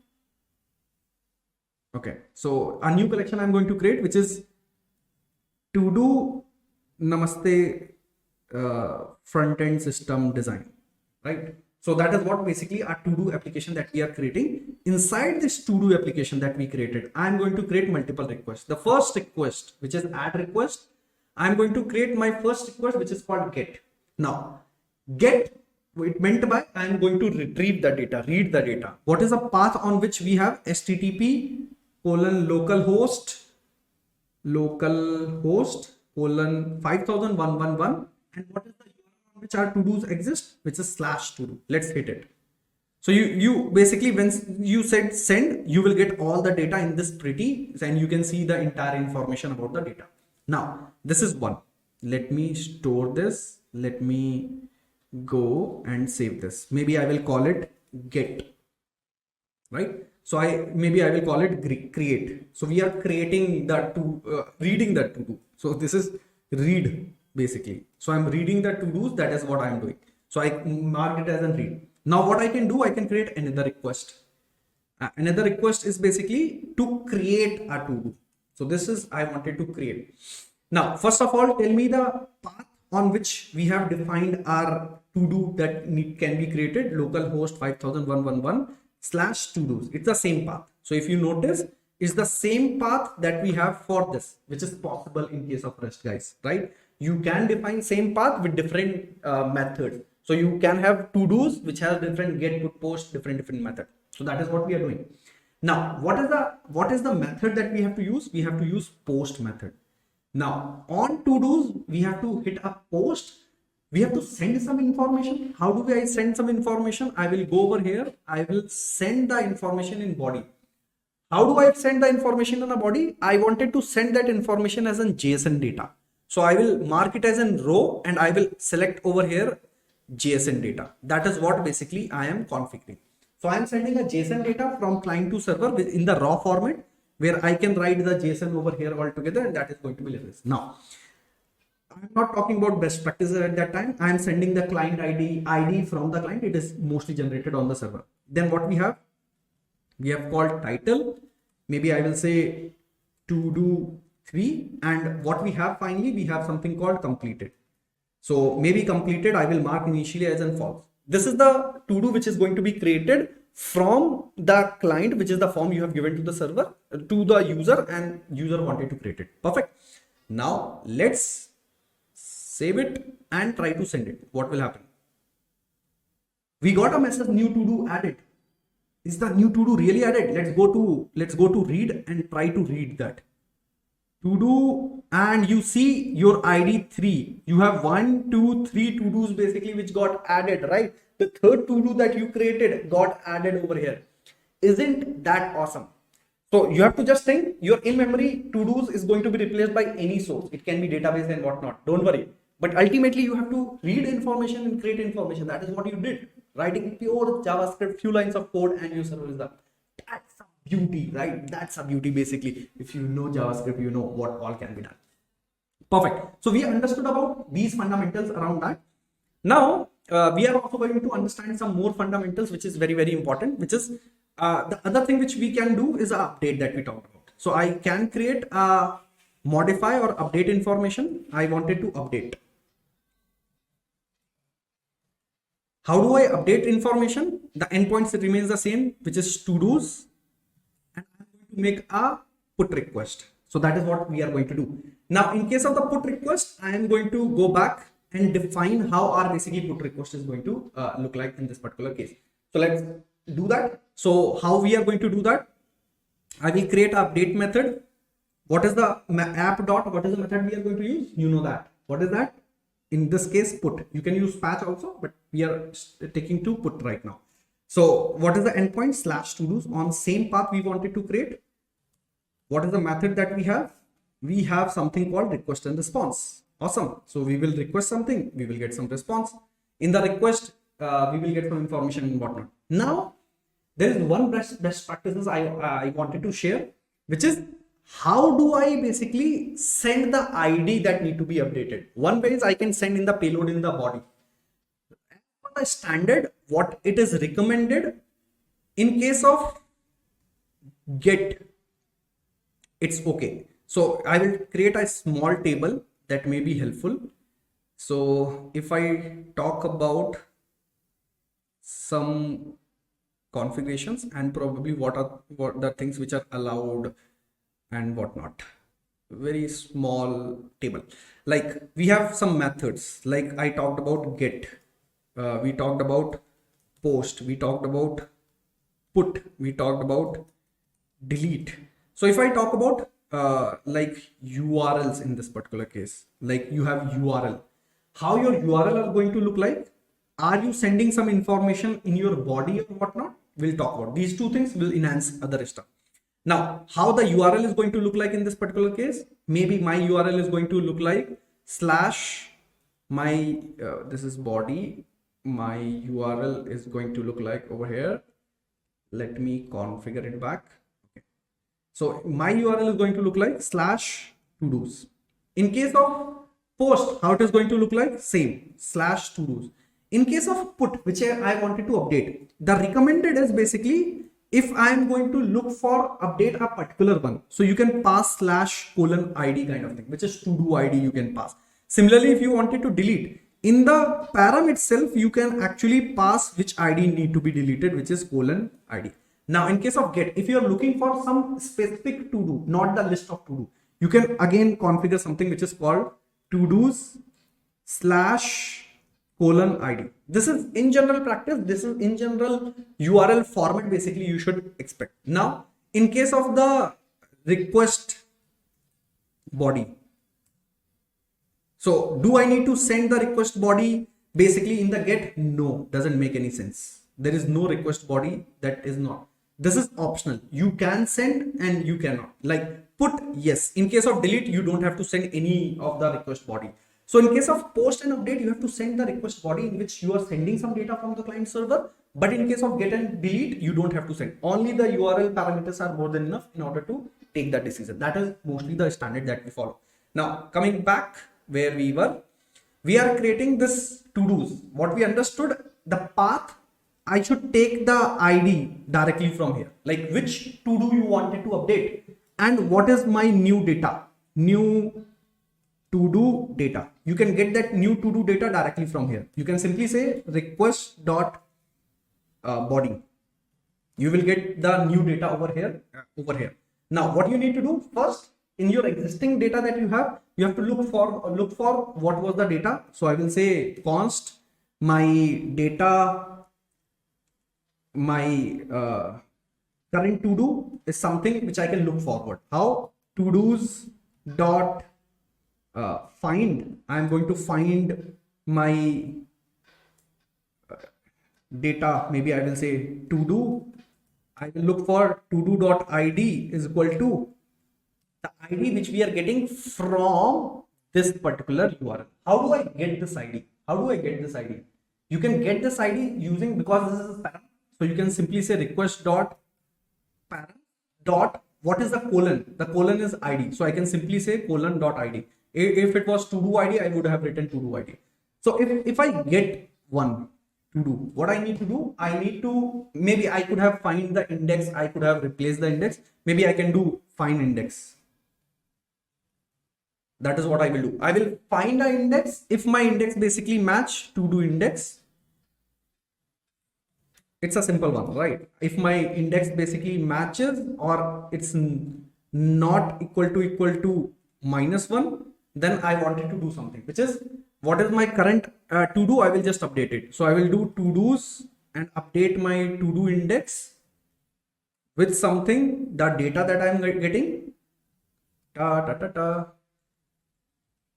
and ensure that my ID is not lost. So I will explicitly write ID and request.param.id.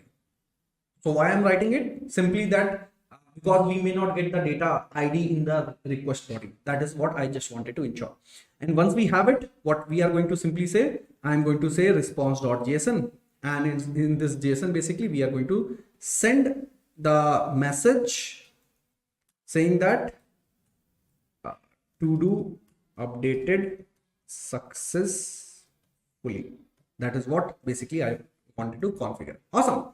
So this is all the code which we need. We got the ID basically, and we compared that ID and we are done. One thing probably that can be done, I could say that to do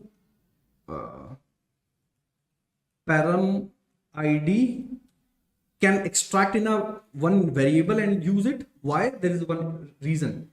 Probably the data that you get is in string format. You wanted to convert into the number basically, right? So you can convert into the number and leverage it because these are IDs. It may be right now the IDs that we have taken is string. I think that is okay.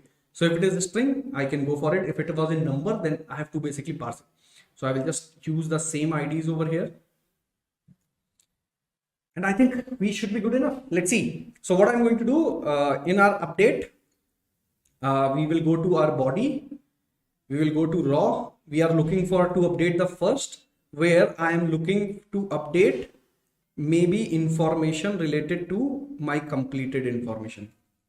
So I will copy this as in first one. So what I need, I don't need any ID. I have the title. I have the title 1. And in completed, I wanted to parse it as in true. I wanted to say this is the true, and I will set ensure that this is the JSON data.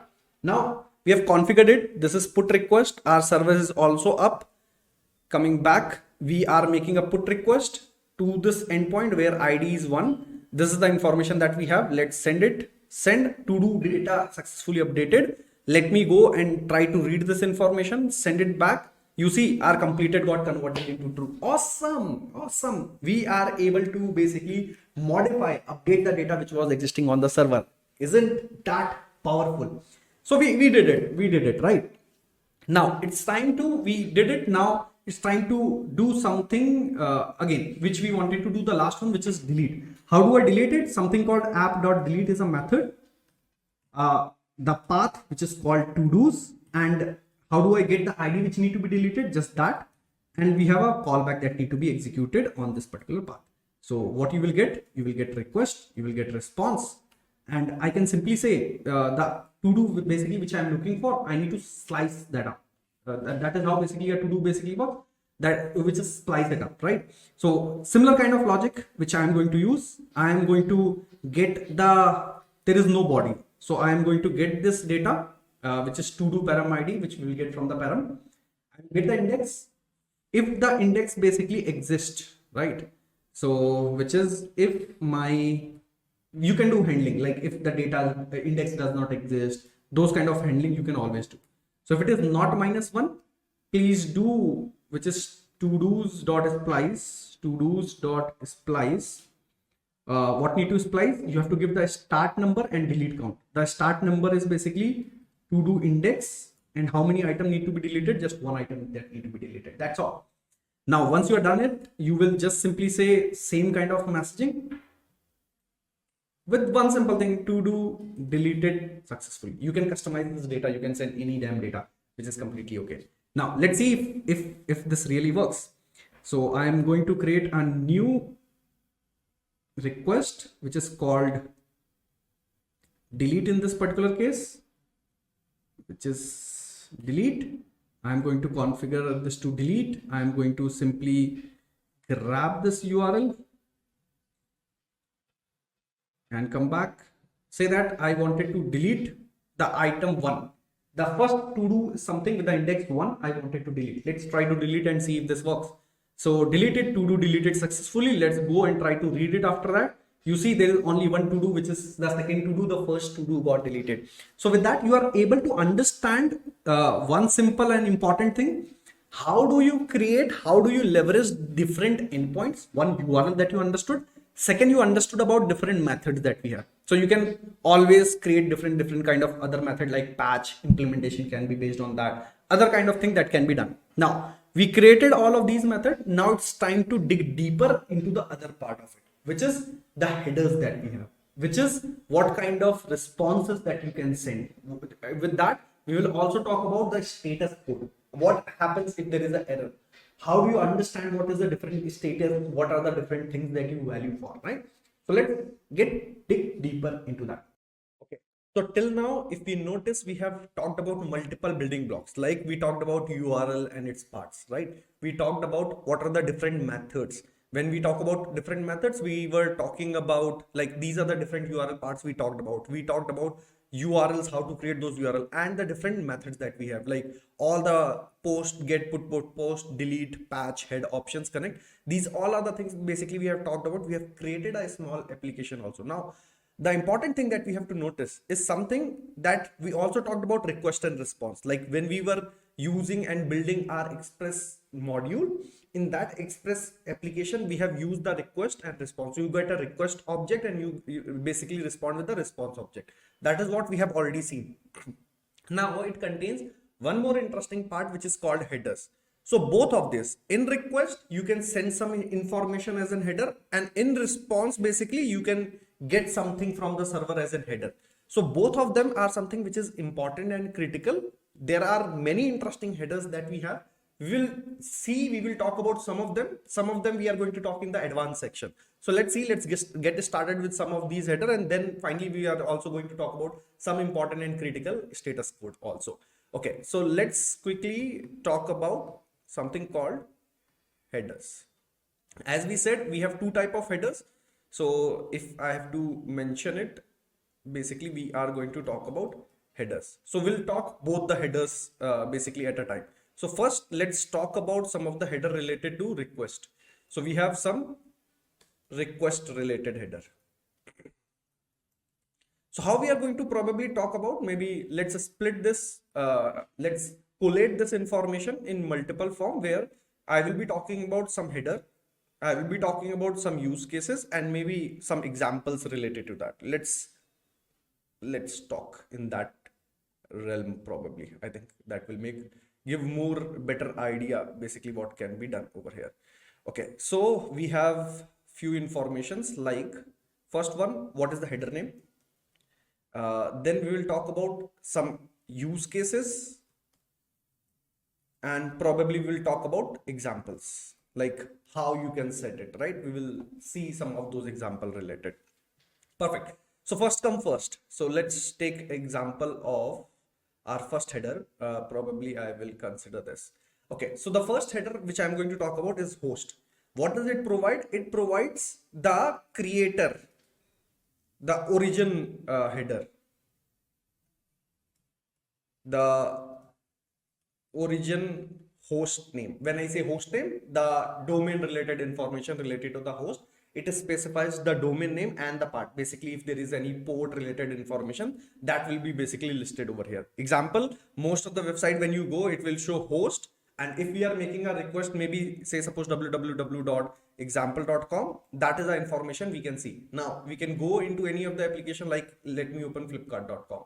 In flipkart.com, if I go and try to open the network section, let me try to make a request. Like let me try to get into fetch XSR, which means any API call basically that we are making that are going to be listed over here. So let me clear it up. Anything which comes as a fetch request, right?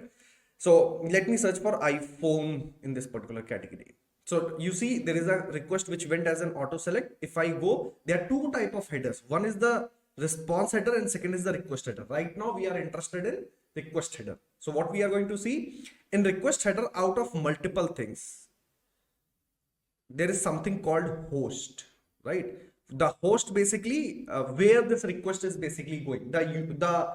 In this particular case, if you notice, we are making a request to this particular endpoint to specify explicitly. We are making a request to this, although it is flipkart.com. I will come to the referral part. Although this is flipkart.com, I'm making a request to one.roam.api.flipkart.com. In this case, host is going to be this one.roam.api flipkart.com. Very important, right? Now, host is one information. Similarly, origin also provides you from where it got originated, right? That is information you will get, which is the domain name, the original domain name from where the request got originated. How this is helpful? Basically, this header, it tells you the information. Host is something which is okay because the one which you are targeting, you get to know which domain I am targeting, that you get from the host.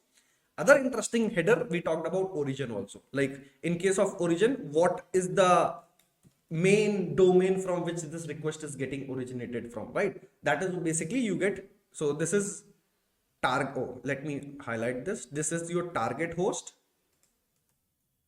target domain name, and this is your origin host in this particular case. So in this particular case, if I talk about in the previous example, it was some one dot some cdn.flipkart.com, maybe example.com, right? From where we are making a request, we are making a request from www.example.com. In this particular case, maybe flipkart.com.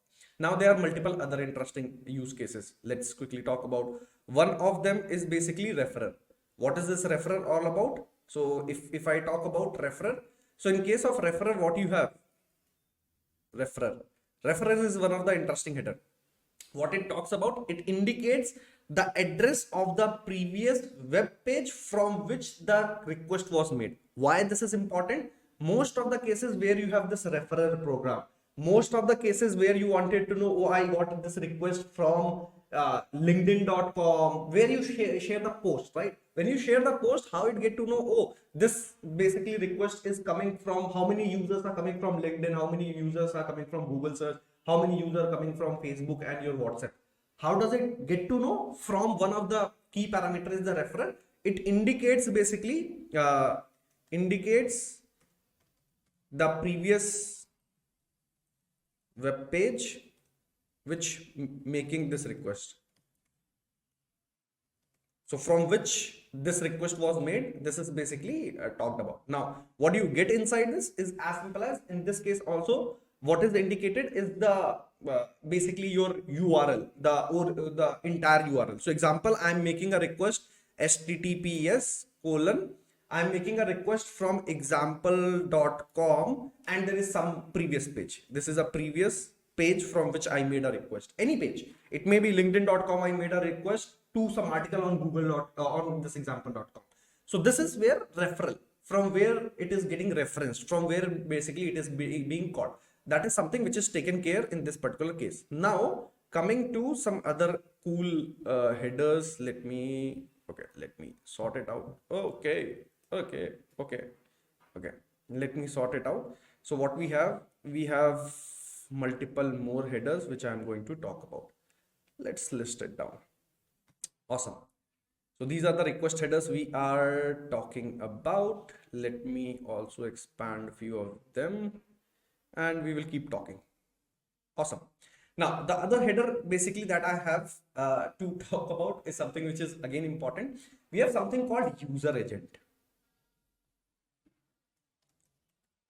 You might have noticed like some of the browser downloads different content in some of the browser, like when you open flipkart.com, there may be some extra JavaScript or CSS, something loaded extra in order to support the browser specific stuff. Example, you might be knowing in JavaScript, you have to load some bundle depending on the browser or operating system, basically like, oh, this does not support, maybe I wanted to load that. That is one way using the user agent you can do. Or probably depending on some browser, you wanted to do or behave something different. You wanted to show I don't support this particular browser or this operating system and whatnot.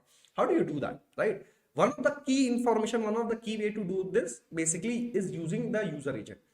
Now, what it represents the client information who's making this particular call. Example, if I go over here, there will be something called user agent. User agent is something which is an information. In every request, you send that information from client to server. What it represents, I'm making request from like MacBook basically. This is the processor basically I'm using. This is a Apple WebKit basically I'm using. This is a Chrome and this is the version of the Chrome basically I'm using, right? So it send these information in your client request itself based on the browser, based on the Chrome, based on the version, based on the basically you can say processor, showing some information, right? So you can take some call what need to be done on the server and based on that you behave. So this is something which is very important. It sends the client related information to identify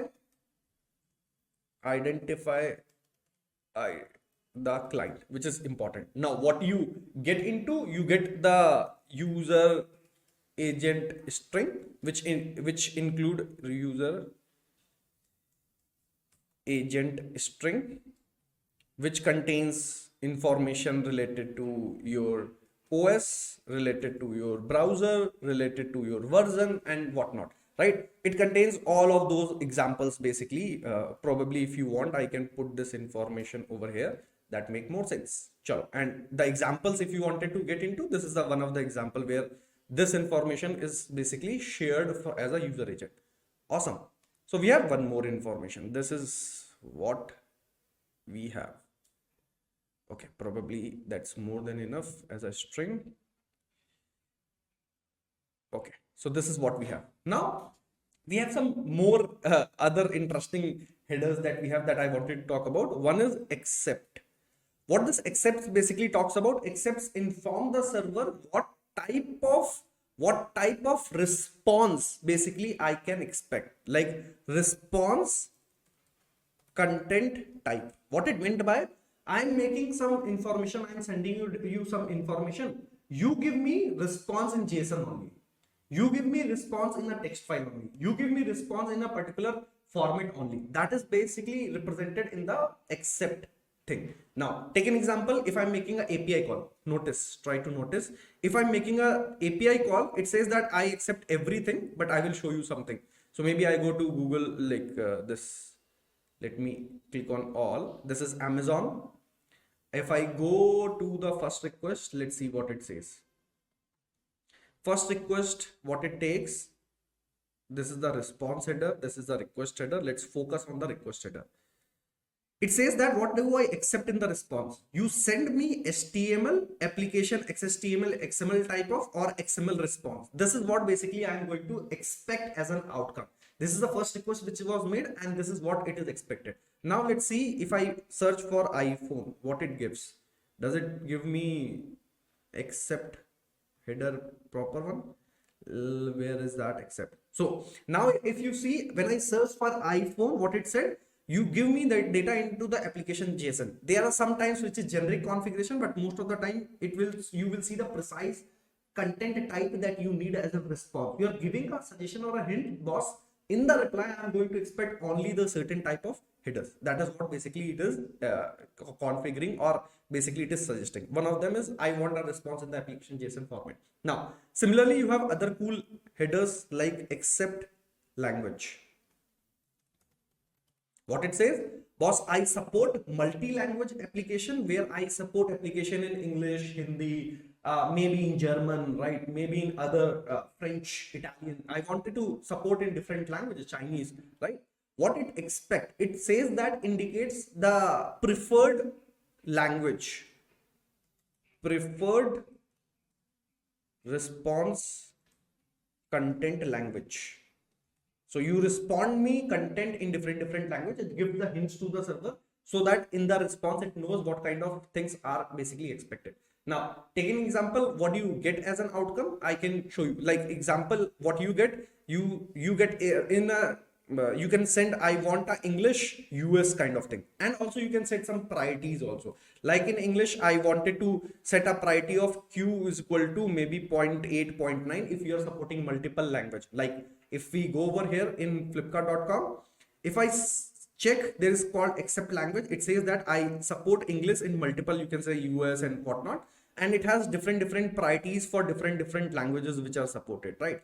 That is what basically you can do. Like if it also support English, it supports this and that. So those kind of information that you are sending, boss, you give me the response in the respective language. These are the language which I am basically accepting as a response.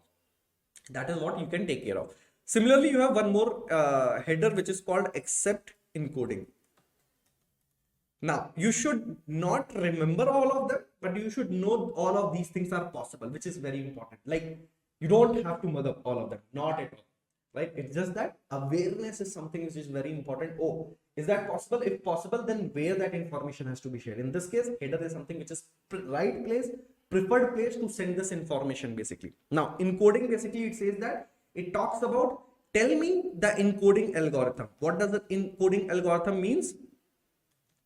It says, boss, I'm going to send you some data from the server to the client. You have to tell me what kind of encryption, not encryption, encoding you will be basically doing on the server, so that when it comes to the client, I know what need to be done. Example, you have gzip compression. The data that will flow from the server to the client, it will be compressed via the gzip or Brotli or deflate. Like Brotli is something which is not supported by all the browsers. It's just that you double check, right? gzip is something which is supported by all the browser. Brotli is also the newer version, basically all the browser basically support. And out of these, Brotli is the best compression basically you get, right? So if Brotli is supported, that's the best. Now, what the compression helps? If you have a big package, say suppose if you have to courier or transport a blanket, right? One is you open, that blanket is basically having that spaces and air and whatnot. The second way is you remove the vacuum, try to compress it to a certain extent and then ship it. So when you ship it while removing the air, it will take less space and the export will be faster, right? So that is something that you get as a benefit. Now, not just limited to that, there are other interesting headers that I'm going to even talk about. Let's talk about some of the other headers also.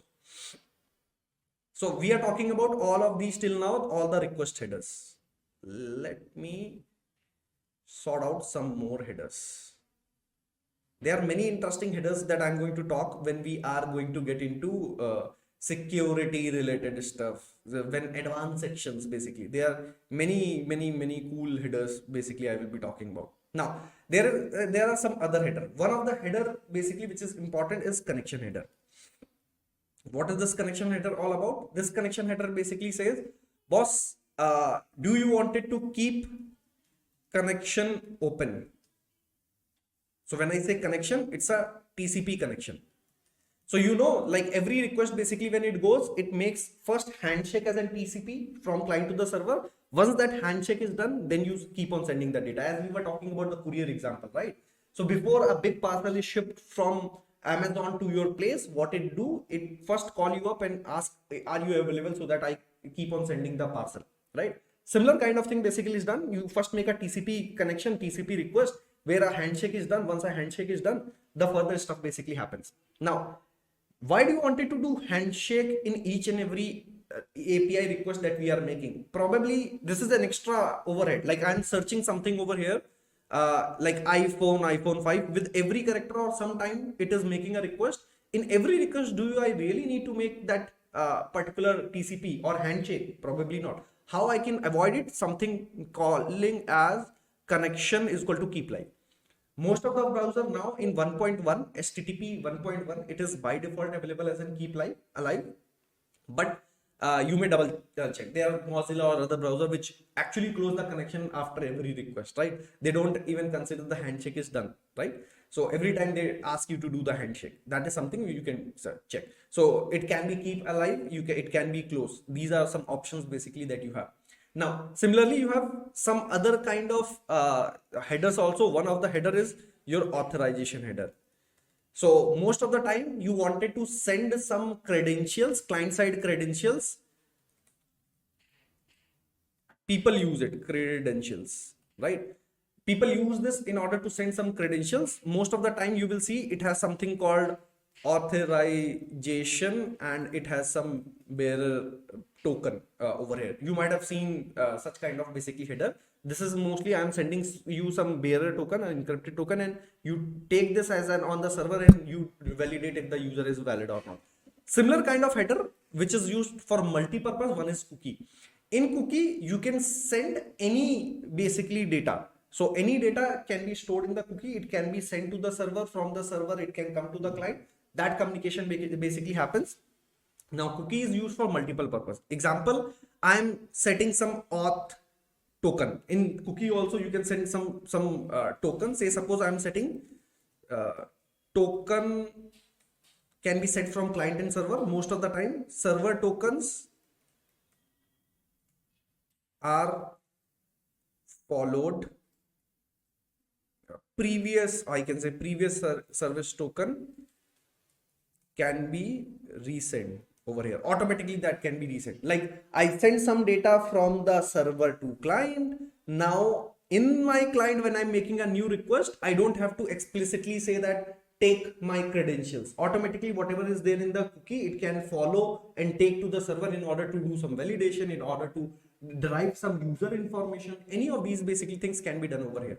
So this is something which is comma separated value, and these can be multiple such token. So it can be any key and it can be any value kind of thing. So it's a key pair value combination that is stored inside the token. Now, I think we have talked about almost all the interesting thing. I will talk about, there's some cache related, some performance related headers also. Not going to get into much detail, which we will cover in the separate section all together. It's just there is something called is modified since. Similarly, there is something called cache control. Not going to touch upon, just giving a high level. It helps you to basically talk about, please send me the new data only when the data is modified after this particular time. If the data is not modified after this time, please do not get me the new data. I'm okay. I will use the old data altogether. Similarly, there is cache control where you wanted to say that the maximum age, I wanted to store this information for a duration of maybe 1 day, few hours. I don't want it to make this repeated call. Example, when you have to ask for state information. For Motabhai, if you have to ask for menu card, right? Menu card is not going to frequently change. What do? You say, boss, give this information. I am going to cache it by default in the browser and leverage this in the subsequent request. This is something which is very important. So we saw there are multiple cool headers, request headers that makes a lot more sense, and there are different use cases basically which is handled by this request headers, right? Similarly, you have something called response headers as well, right? So if I have to talk about some of the important response header, so there are many response headers. Let me talk about some of them. So we'll quickly talk about some of the response header, and we'll see some use cases, some cool use cases of these response header. Awesome. So let's talk about, we have the header name, we have some use cases and example. So we have header, we have use case, and we have some examples. We will be covering those things. Now, first thing first, your header actually talks about one thing which is called date. What is this date all about? It talks about when the request was created. When the basically when the response was sent, you can say response was sent. So at the time the response was generated, was, maybe I can say better terminology as in generated, that make more sense.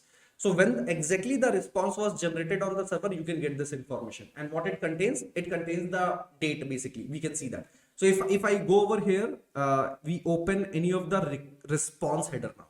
So in response header, you see there is something called date. Date basically talks about, you made a request and at what time this response was generated, right? This is also one of the important thing. Say suppose you are caching some information, you wanted to see when this data was basically originally generated, because you may be getting some data from the cache. Those use cases, this is something which is very powerful and meaningful. Now you have something called server. Server is something which is very interesting. It provides you server information. Now, many people, it provides, I can say, server info, like either it is Apache server, either this is NGINX server, right? Either which kind of server it is, what version of server basically you are using. This is a security loophole. Many application developer, they don't basically actually recognize sending the server information to the client is a problematic thing. Consider example, I know Flipkart is using Apache this version, and in Apache this version there was a security loophole. I can basically try to basically hack the application or try to do something crazy over here. That is something possible if you don't consider sending the right tag. So if you notice in the response, you don't actually send any of the server configuration over here, right?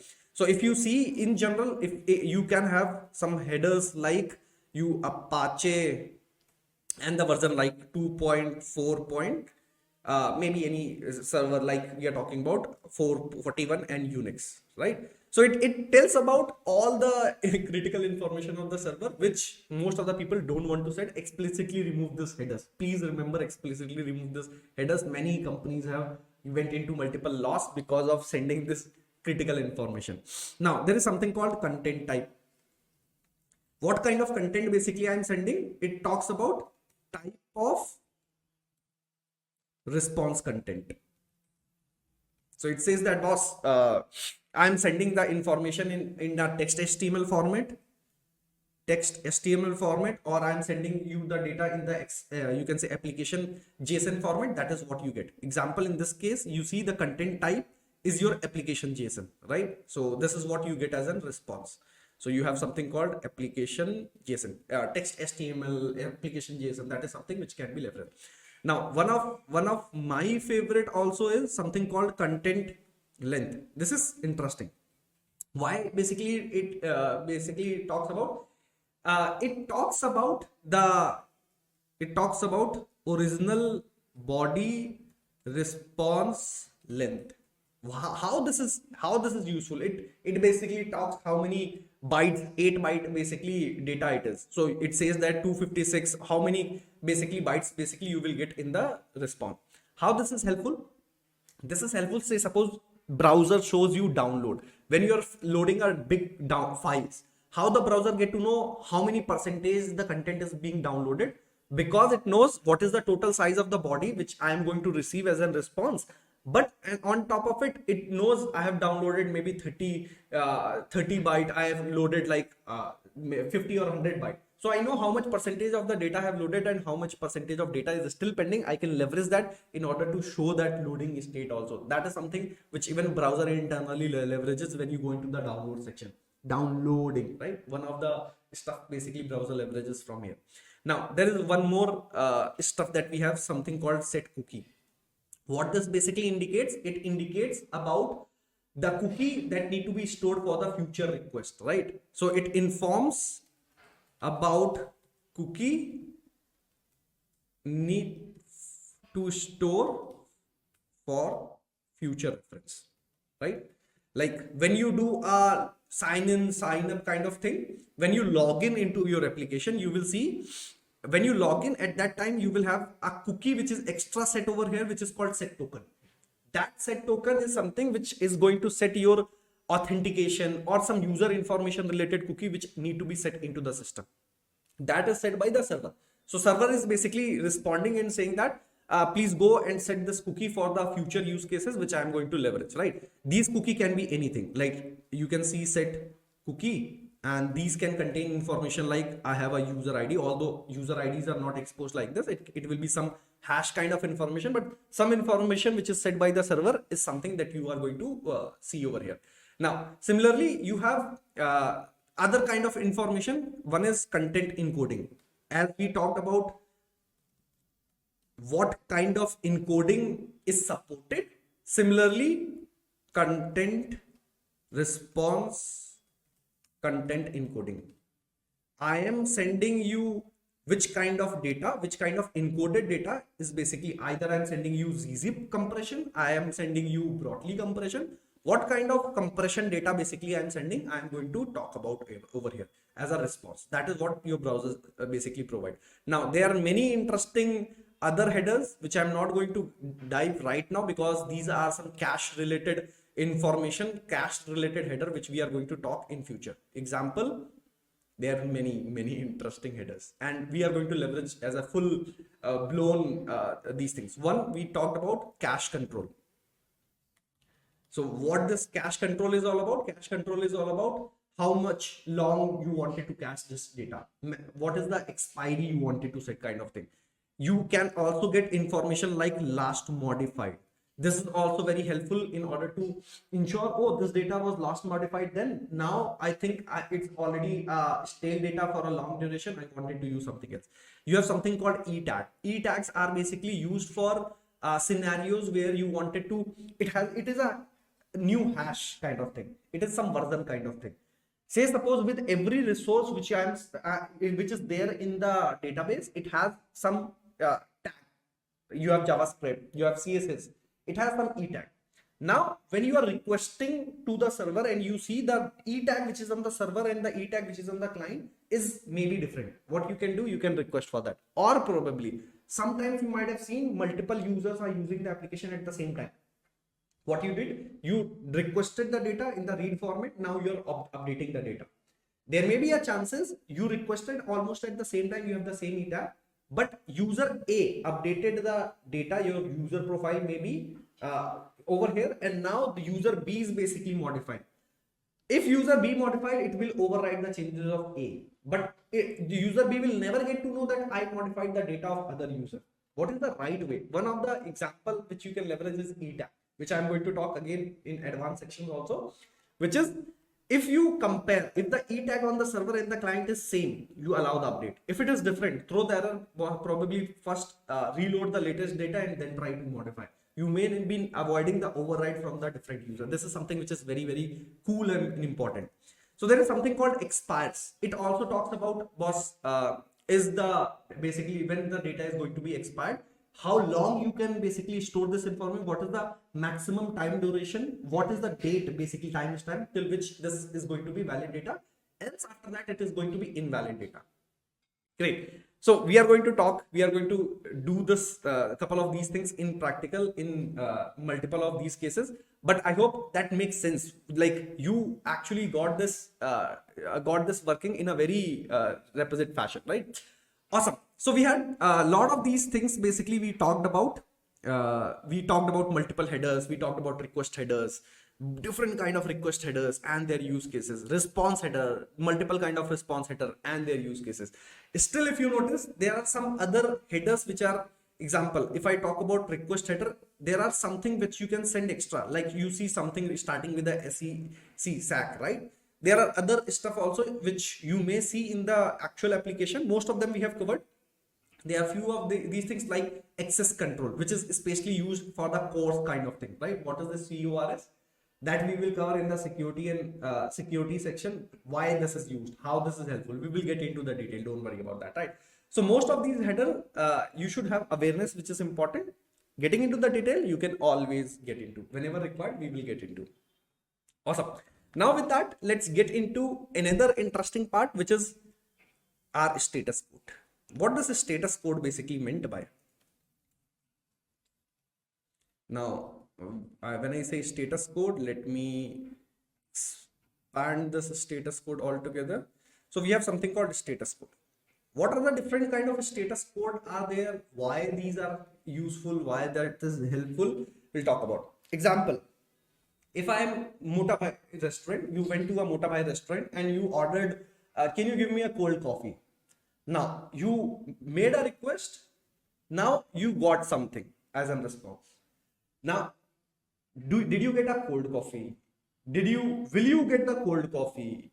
Or there is something happened like milk is not available or the coffee is not available, right? Or the store is basically closed. What happened with the request that you made in the restaurant is something derived by something which is called a status code. In the response, you will get the final data, which is okay. But what kind of data you are getting? Either that is error data, or you get the response successful, or you went to a Mota Bhai restaurant and the restaurant is closed altogether, or the restaurant is moved to some other location. How do you get to know basically what happened with the request that you are making? Exactly that happens in the web application also. There are multiple kind of statuses basically that we have. We are going to dive into those statuses into much more detail.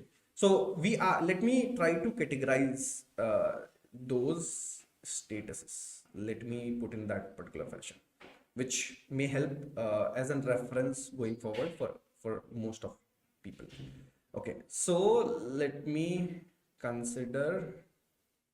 Okay, so I'm going to categorize these things in the 5 bucket probably. So 1, 2, 3, 4, 5. Okay, let me move a bit of them so that all of them can be accommodated, and we have something called 5th one like this. Okay, I think this is more than enough in order to accommodate what we have status code, we have use cases, we have another granular level status code, and probably their use cases that we are going to talk about. So the first thing first, the range status range I'm going to talk about. I'm going to talk about their use case, for what purpose we are using it. Then I'm going to talk about exact status code, and then probably we'll talk about their use case, right? Maybe let's categorize in this fashion, and let's try to dive into more detail. The first one first, we have something called multiple ranges that we have, guys. We have to understand the first range that we have is called 1 x-axis range. Similarly, we have called 2 x-axis range. Similarly, we have something called 3 x-axis. We have something called 4 x-axis, and we have something called 5 x-axis. 5 x-axis. Oh, this is 5. What it talks about, let's dive into. So let me expand a few of these things. Awesome. Now, what is 1 x-axis basically status range talks about? When I say range status, it can be 200, 201, 202, 204, 206 kind of thing, like 301, 302, 30. What these statuses are, let's try to understand. Whenever I make a request to the server, in the response, along with the response, it also says, boss, is the response successful, or there was some error, or there is some redirection that happened. What happened with your request is something which is actually handled over here.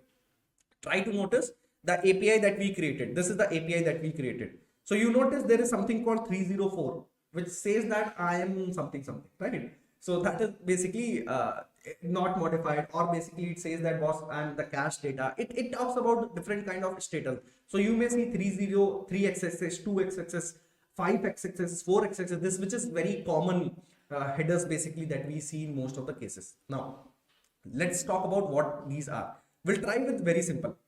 Anything which is related to 1 x-axis. These are information related code.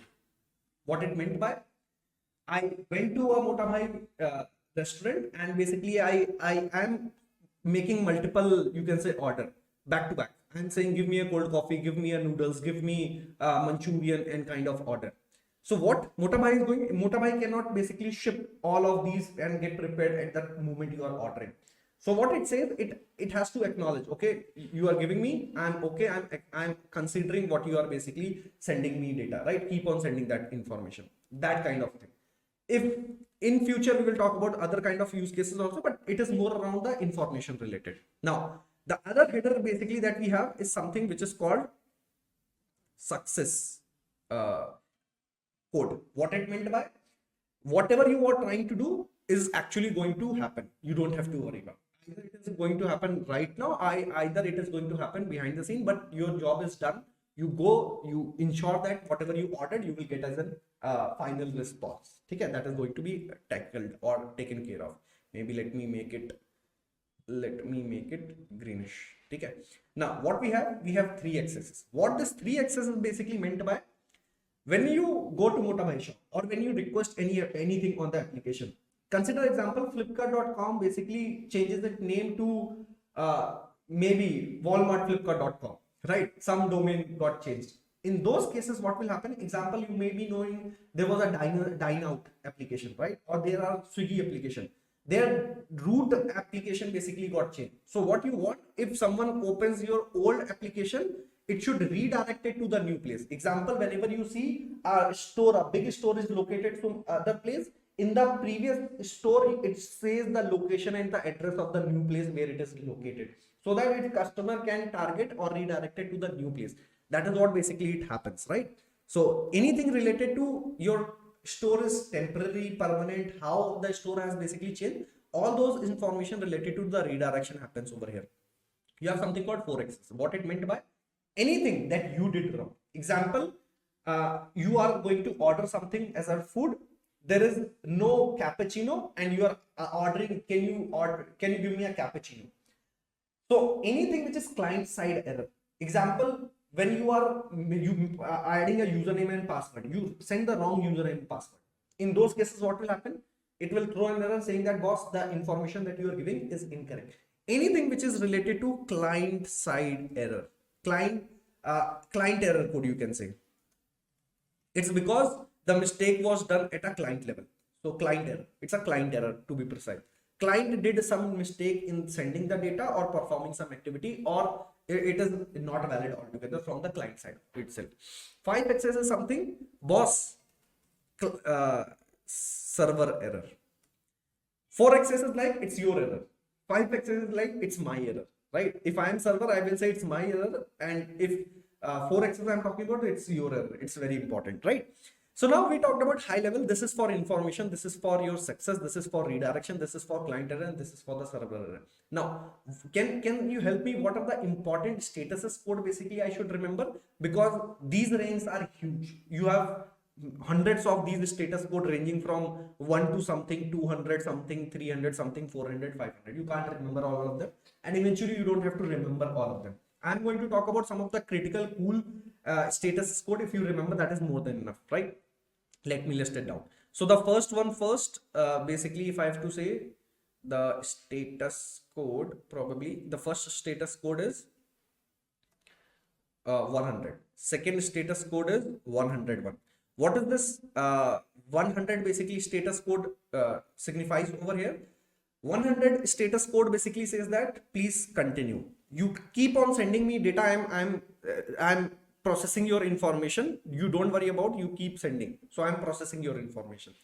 101 is mostly for switching protocol. When you say switching protocol, it meant by earlier you were making a HTTP call. Now maybe you wanted to switch into your WebSocket kind of connection, right? You wanted to convert from REST to WebSocket kind of thing, right? So basically that is something that can be taken care of in the switching protocol, right? Which is 101 status code you will get. Very rare use case, this is status code you will see, but you may see use cases where, say, suppose initially you are doing a polling and now you wanted to do a WebSocket connection, or from a WebSocket connection you wanted to get back to the polling kind of connection, right?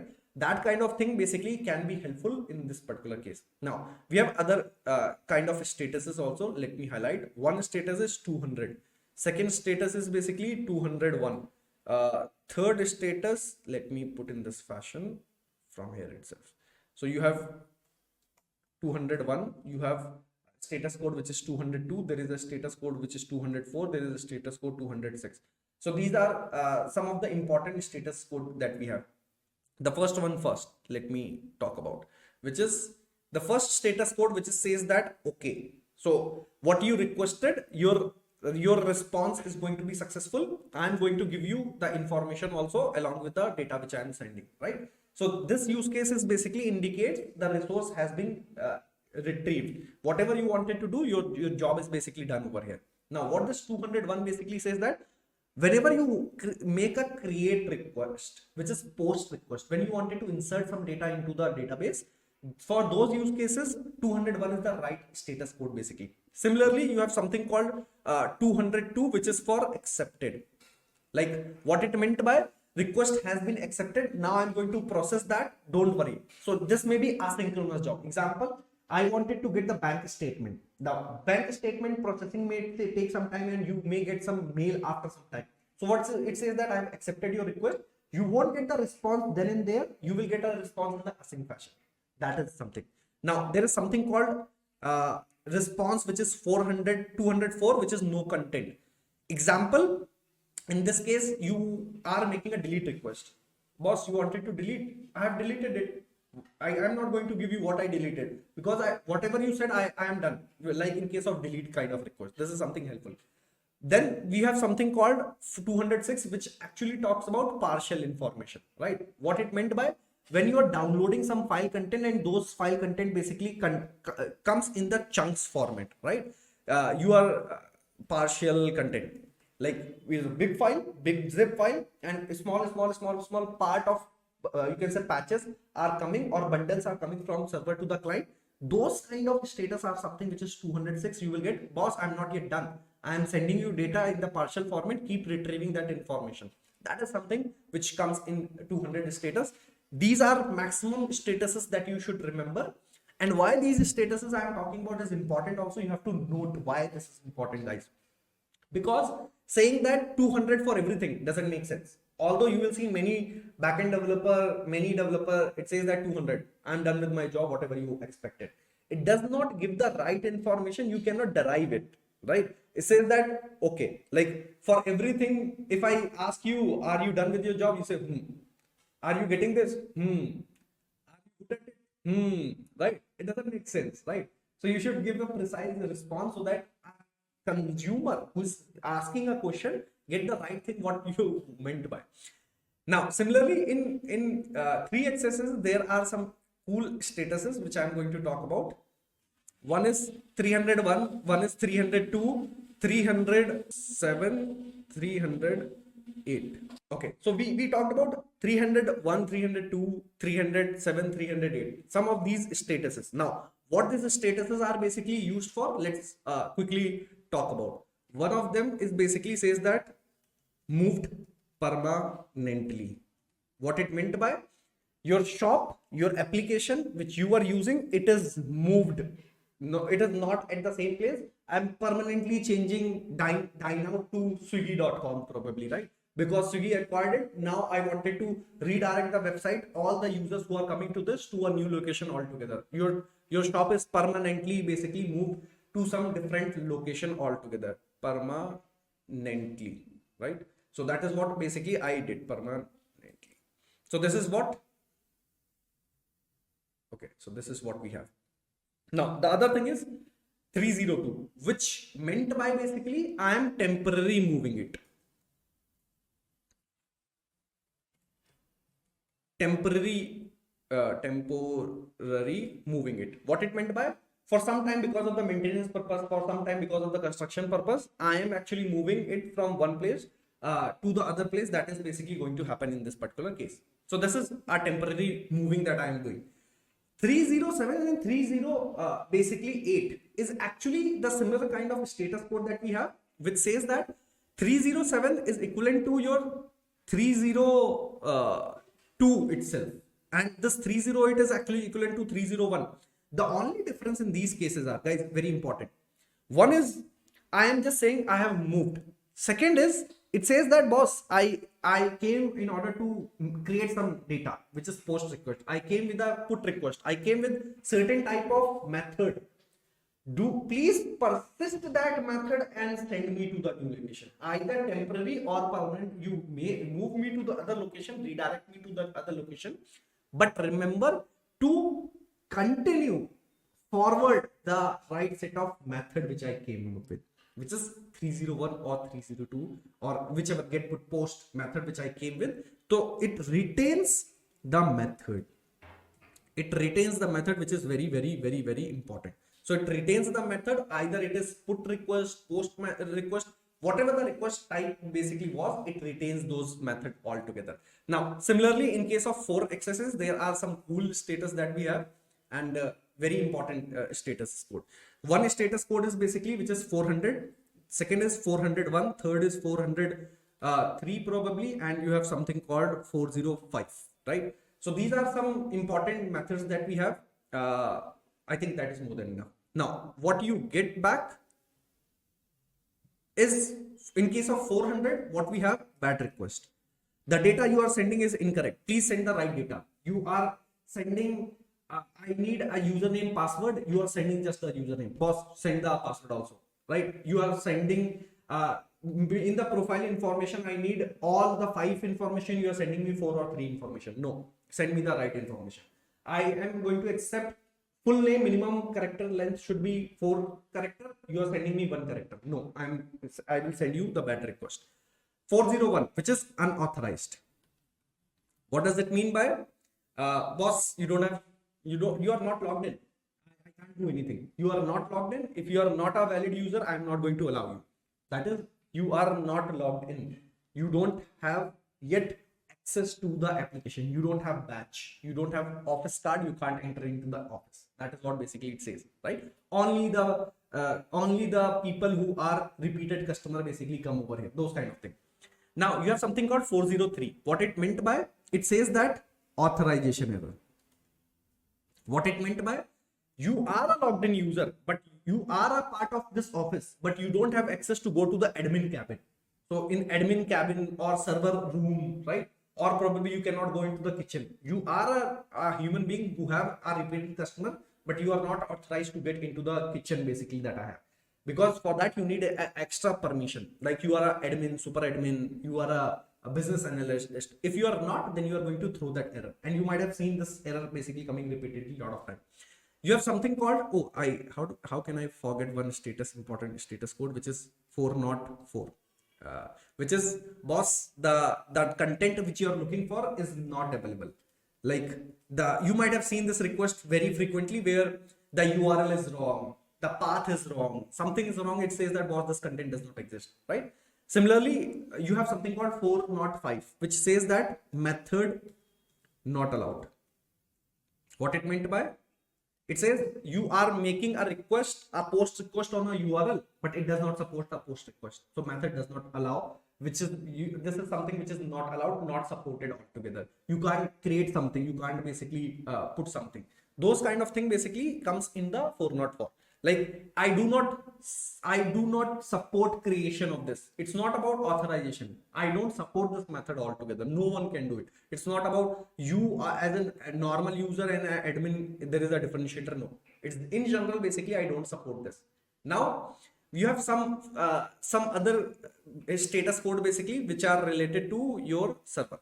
Now let's talk about those server related status code also. Example, server data mistake. You didn't make any mistake, your server data mistake, which is you have 500 status code, you have 502 status code, you have something called 503 status code, you have 504 status code, you have something called 3507 status code.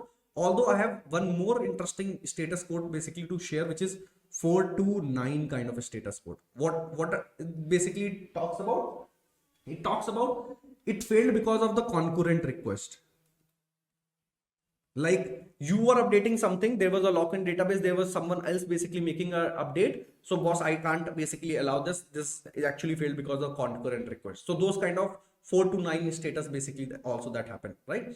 Now let's talk about these error statuses, which are server errors basically. The first one first, which is, boss, there is something happened wrong in the server itself. Like there is something happened on the server. I could not process internal server error. I could not process your request in the right fashion. I should. Second, basically it talks about bad gateway. Like your API gateway is basically down, it's not available, right? You got a invalid response, or there is an issue with the proxy altogether, right? In those cases you get this bad gateway, like issue with your gateway or the proxy basically is not basically working altogether. That is what. Now 503 is something which is your service is unavailable. Somehow your services server are down, right? If whenever the server is down, 503, you might have seen this in development case also. You might have seen this error very frequently, like, oh, Google service is down, like for few seconds, right? For few milliseconds also. In those cases, you get 503 status code, and people wait for that for big companies to happen, right? Now, 504, which is your gateway timeout. So it says that I was processing some request, but it took me more time than I was expecting. So I will give you this particular gateway timeout, boss. You can retry, you can come back to me. I could not process your previous request because of the time duration which is set, right? Now, the other thing which comes is, which is 507, which is insufficient storage. What it meant by, boss, you were processing a lot of information, but on the server somehow my storage is basically full. This kind of error mostly you will get when you are playing with the file upload, file processing, heavy data upload kind of thing. You uploaded a huge data and suddenly multiple people were doing it and you realize that the server doesn't have enough space altogether. You ran out the space on the server. So in this case, all of these status code basically you will get. Now, most importantly, why we are talking about this status code, and why as a front-end engineer probably make this important that you should know these status code do exist. One thing, it helps you to write generic logic, like based on these status code, this is how I will handle the things, how I will do the error handling. Second, in what of these status code I should implement the retry. Example, if it is a bad request, your user is not giving the right information, even if you make a retry to the server, what will happen? Nothing will happen, because server will again give you the same error. If there was a timeout from the server or the service was not available and you make a retry, then it makes sense, boss, because last time when you came I could not process, probably this time I can process. Like going to a restaurant and asking again and again, do you serve cappuccino, and there is no cappuccino in the menu itself. Doesn't make sense. Probably the restaurant was closed in the night, you went in the morning, after some time your restaurant is open, you can order the things which are feasible. The things which are not feasible, probably there is no point of making a retry again and again. That is what makes the power of asking for the right status code and handling the right status code makes a very much differentiator in the application development. So please take this on a serious note and try to leverage this in proper case. Now, let me show you a small example. In our case, when we are sending this like to-do information, when I created it, we talked about whenever there is a post, what kind of a status code basically we should do is 201. So in this particular case, I could have actually set the status code saying that, boss, please respond with status code 201 explicitly. Right? And now if you see, if you make a post request, where is our postman? This is our postman. We'll go to do. We'll try to create request. If you notice, when we have this, you can say body configuration set. We have this beautified. When I send this information, you see in the previews, okay, raw is okay. You see the status code. It says that 201. It means by default, status says that, boss, you created some information. Example, I did some mistake in handling this. Example, I was doing this find and whatnot. I did a mistake where I was trying to process this request. Maybe instead of doing this, I was concatenating undefined data. Maybe I'm massaging any kind of error basically I can do over here, right? Probably I can write something called index or param ID. What shall I do? Explicitly maybe throw error. I did some mistake, throw error. In this case, probably I wanted to do some handling. If, example, the data that you are trying to update, if it is status code is not equal to 1, then process this. Else, you send some error.